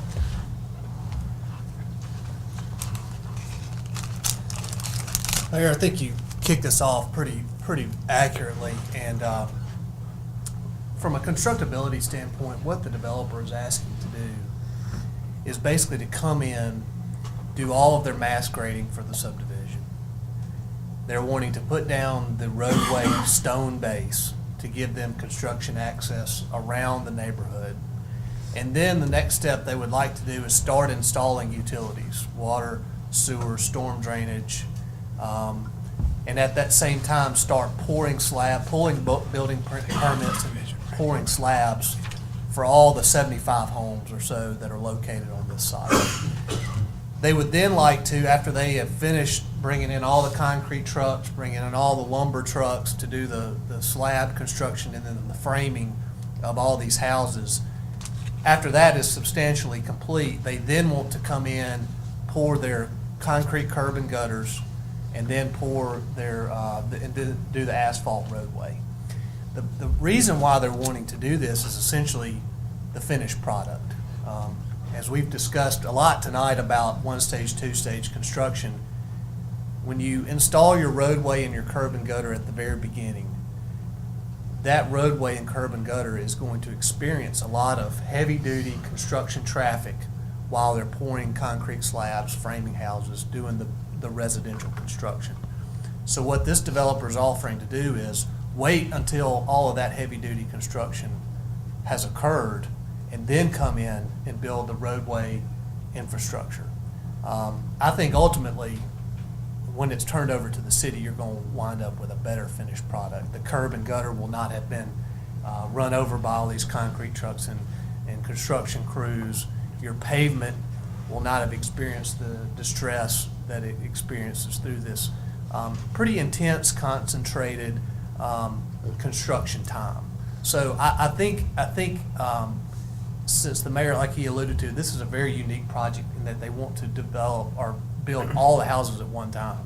Ideally, this is a great scenario if every developer could do this in every subdivision, but that's really not a normal way of doing subdivisions. Typically, they go one lot at a time. But I do think this is a win-win for both the developer and the city to do it this way. So now, before we get this kicked off in a general discussion, I'd also like the city attorney to speak to the provision in our subdivision regulations that allows the city to do this, because it is important that you have an explicit mechanism for this type of situation that addresses a unique circumstance. It is Article 3, Section 5.6, and what that says is when a developer has not completed with all the infrastructure, but yet wants to continue to proceed towards final platting, which would take into account the building permit request that they're really asking for here, that they can do that so long as the developer enters into a contract with the city that spells out what they're going to do, plus shows the financial ability enough to give the city comfort that they can do it. If those two things are present, then the development can proceed along those lines. Alderman Corey. So the order of build-out would be different than what's typically done, but before any certificate of occupancies or anything are issued, the project itself will be completed. As outlined in the agreement, correct me here, Chris, if I'm wrong on the steps, but we have already approved the infrastructure plan. Well, the board has already approved the preliminary plat. The second step is they bring all their infrastructure plans in, and those have been approved by the city, so they'll start installing those. The next step would be, if approved tonight, the city would authorize the building department to issue building permits for all the houses. So they would do those. The next step would be a final plat, and that would actually subdivide the property. That is the moment where all the infrastructure has to be completed, it has to be tested and approved, and we come before and say, everything's done, it's our recommendation to this board that we proceed. And at that moment, the board, that is a way that the board accepts those utilities, accepts those right-of-ways and easements.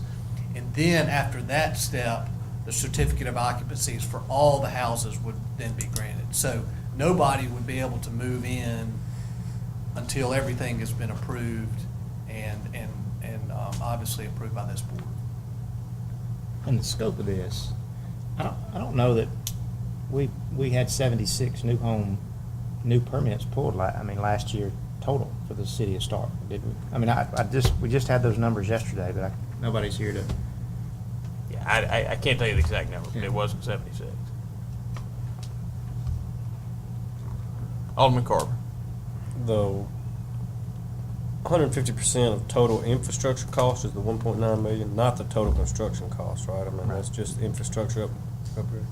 That would not include the individual houses. That would Yes, that's just and that's for both phases? That's correct. It would include all the utilities, water, sewer, storm drainage. It would include the curb and gutter and the entire roadway pavement, stone base, and all the way up to final service. You feel comfortable with it, and the city attorney feels comfortable? We worked on these drafts quite a bit last week to make sure that everybody was on the same page, and they were passed back and forth between me and counsel for the developer, with Lynn's feedback and Ben Griffith's feedback and Edward Kemp's feedback. I'm fine with it. Further discussion, Alderman Vaughn.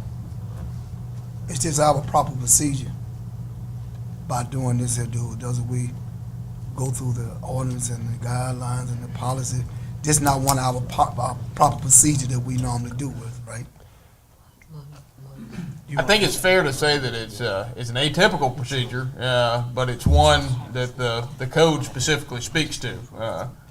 That's where the code has that provision that says in a unique circumstance such as this one, by agreement, that the city has the authority to do this. Have we given anyone else these same privileges here? I don't know of another circumstance like this before where somebody's wanted to complete a large-scale, single-family development all at once. Do you know of one? I don't know, Mayor. I don't know of anybody who's wanted to come in and build all the houses in a subdivision at the very beginning. It's very unique. One more question. What's the difference from this and the Ashford project that he was trying to build? The Ashford project? What's the difference from this and that project? Because he kept running into roadblocks with you and being... Mr. Ashford is wanting to subdivide his property into 3 or more parcels, and they're only wanting to build on one parcel right now for a commercial development. And they're having to build put all the infrastructure in and the roadways for that first phase of that development. So the difference between his and this one is Mr. Ashford only wants to develop one lot. This developer wants to develop 76 lots. But I would say Mr. Ashford is the process that most developers go through. Further discussion. Alderman Perkins. Mr. Mayor, thank you very much.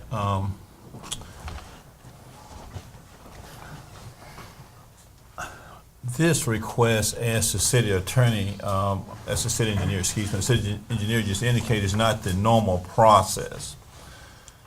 I am of the opinion that we need to adhere to our ordinances as they exist. I am of the further opinion that we need to go through the traditional way of doing business with this. When you go through the traditional way of doing business, that has the tendency to treat those people that are similarly situated similarly. This is a very large-scale development. It is my understanding that there is 37 acres involved, and there are going to be at least about 71 to 73 units here. And what they're asking this board to agree to is go outside our normal process. It just has been admitted that there's been no recollection or any prior request of this kind. They are asking this board to give official authority for issuance of building permits prior to substantial completion of the infrastructure. Everybody in this room, including the media, the TV audience, know about all of the problems that I have as an alderman in representing Ward 6. If it's not one infrastructure issue, it's another one. I don't have any trust and confidence in this project in terms of doing this on the back end. We need to let these people go through our normal process. I understand that they want to deposit the money in a restricted bank account.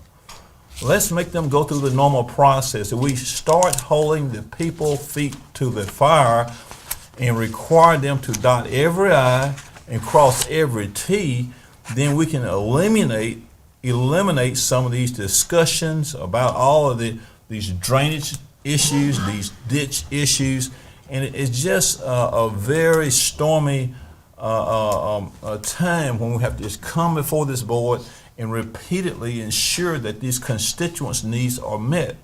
There is reasonable foreseeability that we may have some issue about drainage stemming from this matter. There are going to be a lot of people that are going to be housed in this 37-acre location. I think and that's why we have these ordinances on the book. The ordinances on the book says that there should be substantial completion of the infrastructure construction prior to the issuance of the building permit. So why should we treat these people differently? See, when you start making exception for people, that's where the problem comes. That's why we have to enforce the law as it is. If you enforce the law, then you're going to have consistent applicability of the law. You know, and no disrespect to the developer here, but we need to make sure we treat everybody who is similarly situated similarly. Just like the gentleman from 7 mentioned about a project that's south of Starkville. There's others that we do. And I don't recall of my time here of our making an exception to a bill. This is a very large scale project. Why can he not go through this? Well, I mean, may say, well, it's going to be time sensitive, but that's the nature of construction. You know, this matters in Ward 6. I don't need any new issues, and I'd say that an issue going to rise from here, but there's a potential issue that we'll have to deal with infrastructure. We know how important infrastructure is to the well-being of the city, and if we want to positively, in my opinion, promote our police powers of this city as allowed under the 10th Amendment of the Constitution, that is, we need to make sure that we enforce our ordinances to the letter of the law as they are written. And I'm just appealing to the board. Let's just start doing those things, and then we can perhaps eliminate some of these needs to come back in and have these sewer problems like we have in the Carver Drive area, the ditch problem like we have in the Carver Drive ditch. And these are things that seemingly never get done. These are things that are seemingly like Carver Drive ditch, the Carver Drive sewer, the Northside Drive ditch. These are things that just linger, we discuss, they're never finalized. So this right here, it seems like just another way of bringing another issue that we may have to deal with in the future. What I am asking this board not to derail the project, just require the developer to go through the usual process. What's wrong with that? We all have to go through the usual process on things that we want to get out of life. You have to go through the process just like the other ordinances that we have. We know we have the special permit ordinance. We have the people and other ordinances. We have the people that go through the special process. This thing is too large scale. I mean, they're moving on the project out there. They've cleared all the land out there, and I don't think we need to make any exceptions for them. You know, and I am asking the board in closing here is not to deviate from the process. Let's stay with the traditional way, and the traditional way is to have a substantial completion of the infrastructure prior to issuance of the building permits. And we do this with everybody that comes down here and sit at that table. If we do the same thing, we have treated everybody the same without showing any difference among the people. So, but if we do this, what's being proposed tonight, then we have made an exception to our process. And of course, and there are other arguments that can be made against this, but that's what I'm asking. And I hope that y'all will support that. And I think if we go through the normal process, you'll eventually get, you know, I mean, it's not going to derail the building that's going to take place. It's just a matter of making sure everything is done. And that's why we have these ordinances in place. These ordinances have been thought out. They've been planned. They've been analyzed. They've been discussed by proper staff. And let's just follow the ordinances instead of trying to create an exception. So I'm asking, let's just defeat this measure and require this developer or developers to go through the normal process. Thank you, Mr. Mayor. Further discussion. Alderman Davis. I move approval. Motion's been made by Alderman Dumas to approve of a memorandum of understanding between the City of Starkville Reed Place LP and Reed Place Phase 2 LP for the construction of Reed Place subdivision as presented. Alderman Dumas, that's your motion? It is. Do I hear a second? Second. Motion's been seconded by Alderman Carver. Alderman Dumas, do you wish to speak on the merits? No. Any discussion? Alderman Parker. I mean, they are subject, this whole project is subject to our stormwater ordinance. Yes. It is subject to that. So, you know, we've got something in place here that we've never, in a project of this scale, this would be one of the first projects of this scale that's been subject to the stormwater ordinance, I believe correct? they have 4 or 5 detention facilities on the property. Further discussion. Alderman Perkins. Mr. Mayor, it seemed like the majority's going to approve this, but if the majority approve it, I'm just hoping that if some problem comes up we won't have to just have a very fervent discussion about getting some ditch closed or some drainage issue or some sewer problems. I hope that the commitment goes along with that. Because, every time I bring something to this table about a Ward 6 matter on infrastructure, it just seemingly just goes in one ear and comes out the other. Just like the Carver Drive did. Nothing has happened over there. And it seems like there's no interest. And we pack all these things in Ward 6 and 7, and there seems to be no interest or wanting to get these things done. We need to give closer attention and details on these matters that are being placed in these wards. We need to take a genuine interest, just like we're doing in South Starkville in Ward 3. We give an interest to the traffic study. We get that all over the television station. We get reports at the board meetings. I want some similar attention and interest in the matters that take place in Ward 6. That's all I'm asking. And we are taxpayers in this city, and we want some attention and some consideration and representation on these matters, and we don't want no shortcuts on what's happening in our ward. And I'm going to be the voice for the people as long as I'm on this journey. And I hope and trust that if we have issues on this matter, that the majority who are the proponents of this motion will give leverage and support to any deficiencies, if any, that may exist. Thank you, Mr. Mayor. Further discussion. Alderman Carver. I'm just excited about we've talked about job creation, and I am excited about this, and I can't fathom how many jobs, and I'm excited to see the economic impact this brings with us. And if this does pass, I'd like to personally thank each person that votes for it and for the job creation that this brings forth for the city. Further discussion. Call the question. Alderman Dumas has called the question. Without objection, we'll move into a vote at this time. Is there any objection to moving into a vote? Any objection? Any objection? Any objection? Seeing none. All those in favor of Alderman Dumas's motion, please signify by raising your hand. All those opposed, please signify by raising your hand. By a vote of 5 in favor with 2 against, this measure passes. The next matter on the agenda is the consideration of the approval of a tri-party agreement between Regions Bank, Reed Place LP, Reed Place Phase 2 LP, and the City of Starkville for construction of the Reed Place subdivision.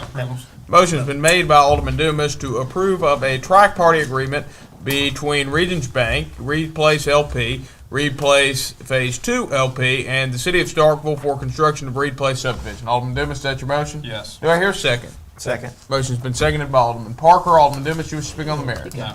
Any discussion? Any discussion? Any discussion? Seeing none, all those in favor, please signify by raising your hand. All those opposed, please signify by raising your hand. By a vote of 5 in favor with 2 against, this motion passes. The next matter on the agenda is the request for approval of the City of Starkville Fire Department claims docket as of December 1st, 2011. We'll give Alderman Carver a moment to exit the room. Discussion. Motion's been made by Alderman Corey to approve the City of Starkville Fire Department claims docket as of December 1st, 2011 as presented. Alderman Corey, is that your motion? Yes. Do I hear a second? Second. Motion's been seconded by Alderman Parker. Alderman Corey, do you wish to speak on the merits? I do not. Any discussion? Any discussion? Any discussion? Seeing none, all those in favor, please signify by saying aye. Aye. All those opposed, please signify by saying nay. Measure clearly passes. And we'll give Alderman Carver a moment to re-enter the room.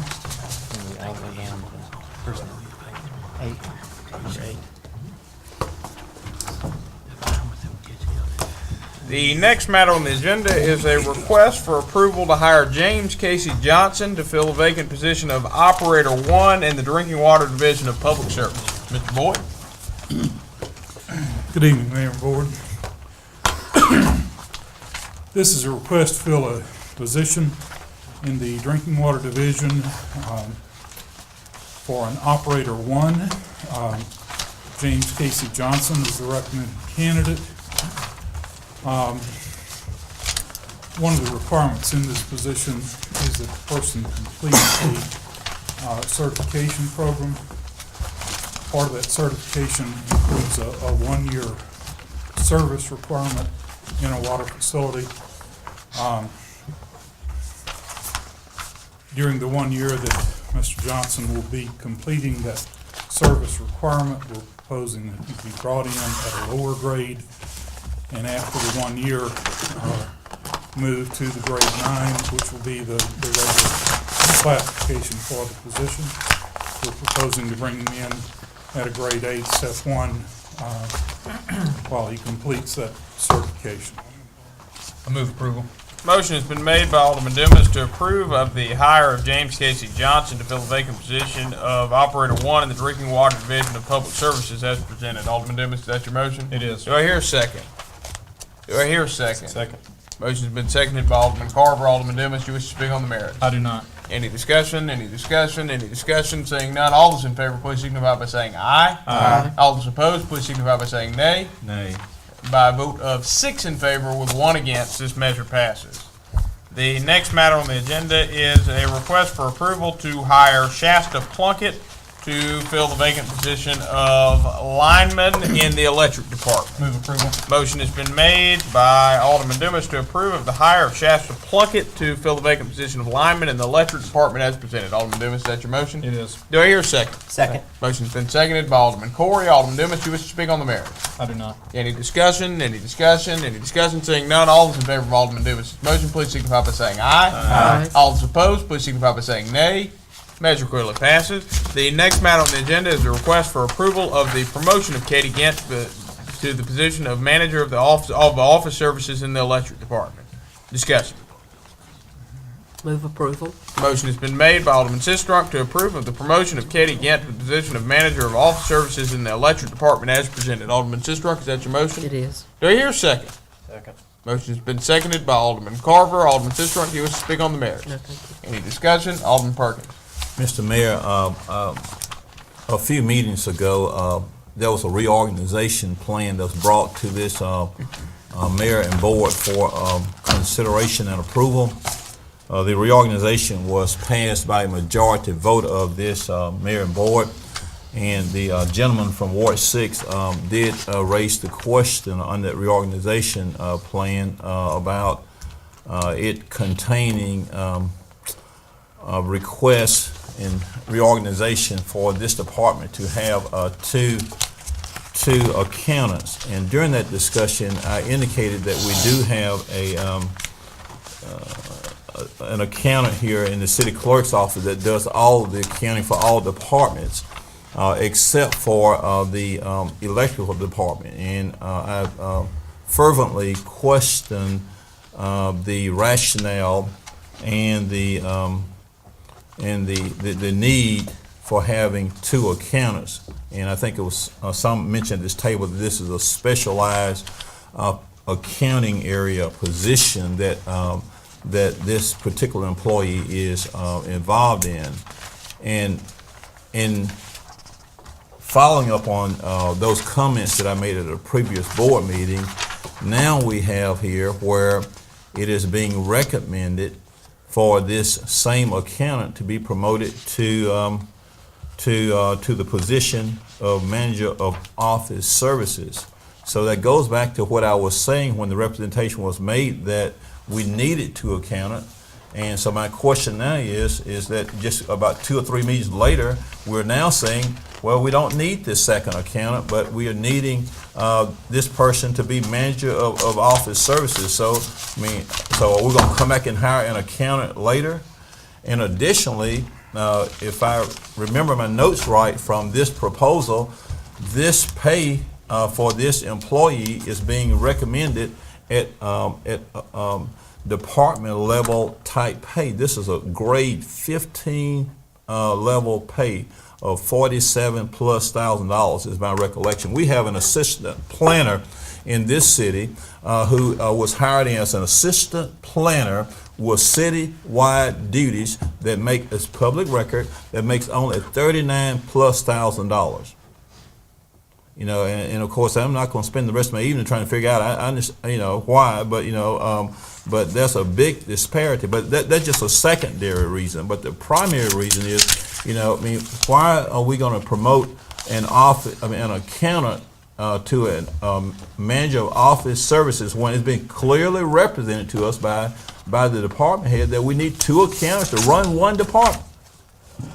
And I mentioned saying, well, maybe we need to consolidate all of the accounting services into let Ms. Clark do the accounting. She's very efficient. No disrespect to this person, but I'm just wondering why we need two accounting positions. And this action basically certified that we don't need two accountants. So because what is happening here, the accountant that's there, it says request approval of the promotion of employee here to the position of manager of office services in the electric department. It don't say to the position of accountant / manager of office services. So, you know, I'm at a loss of what's going on in the electric department. You know, we get this reorganization.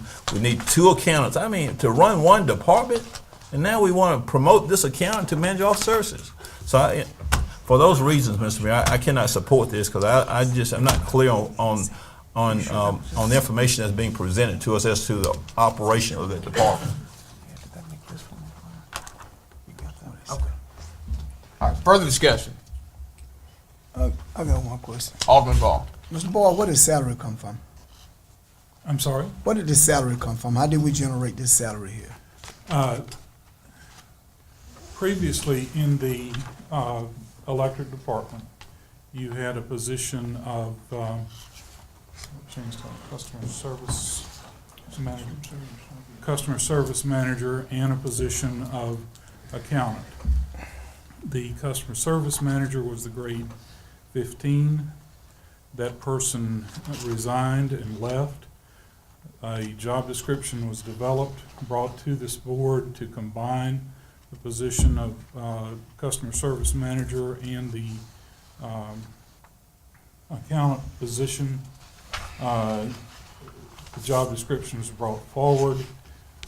It encompassed the full duties of customer service manager that were approved by the board previous, not by this board, but by a previous board at grade 15.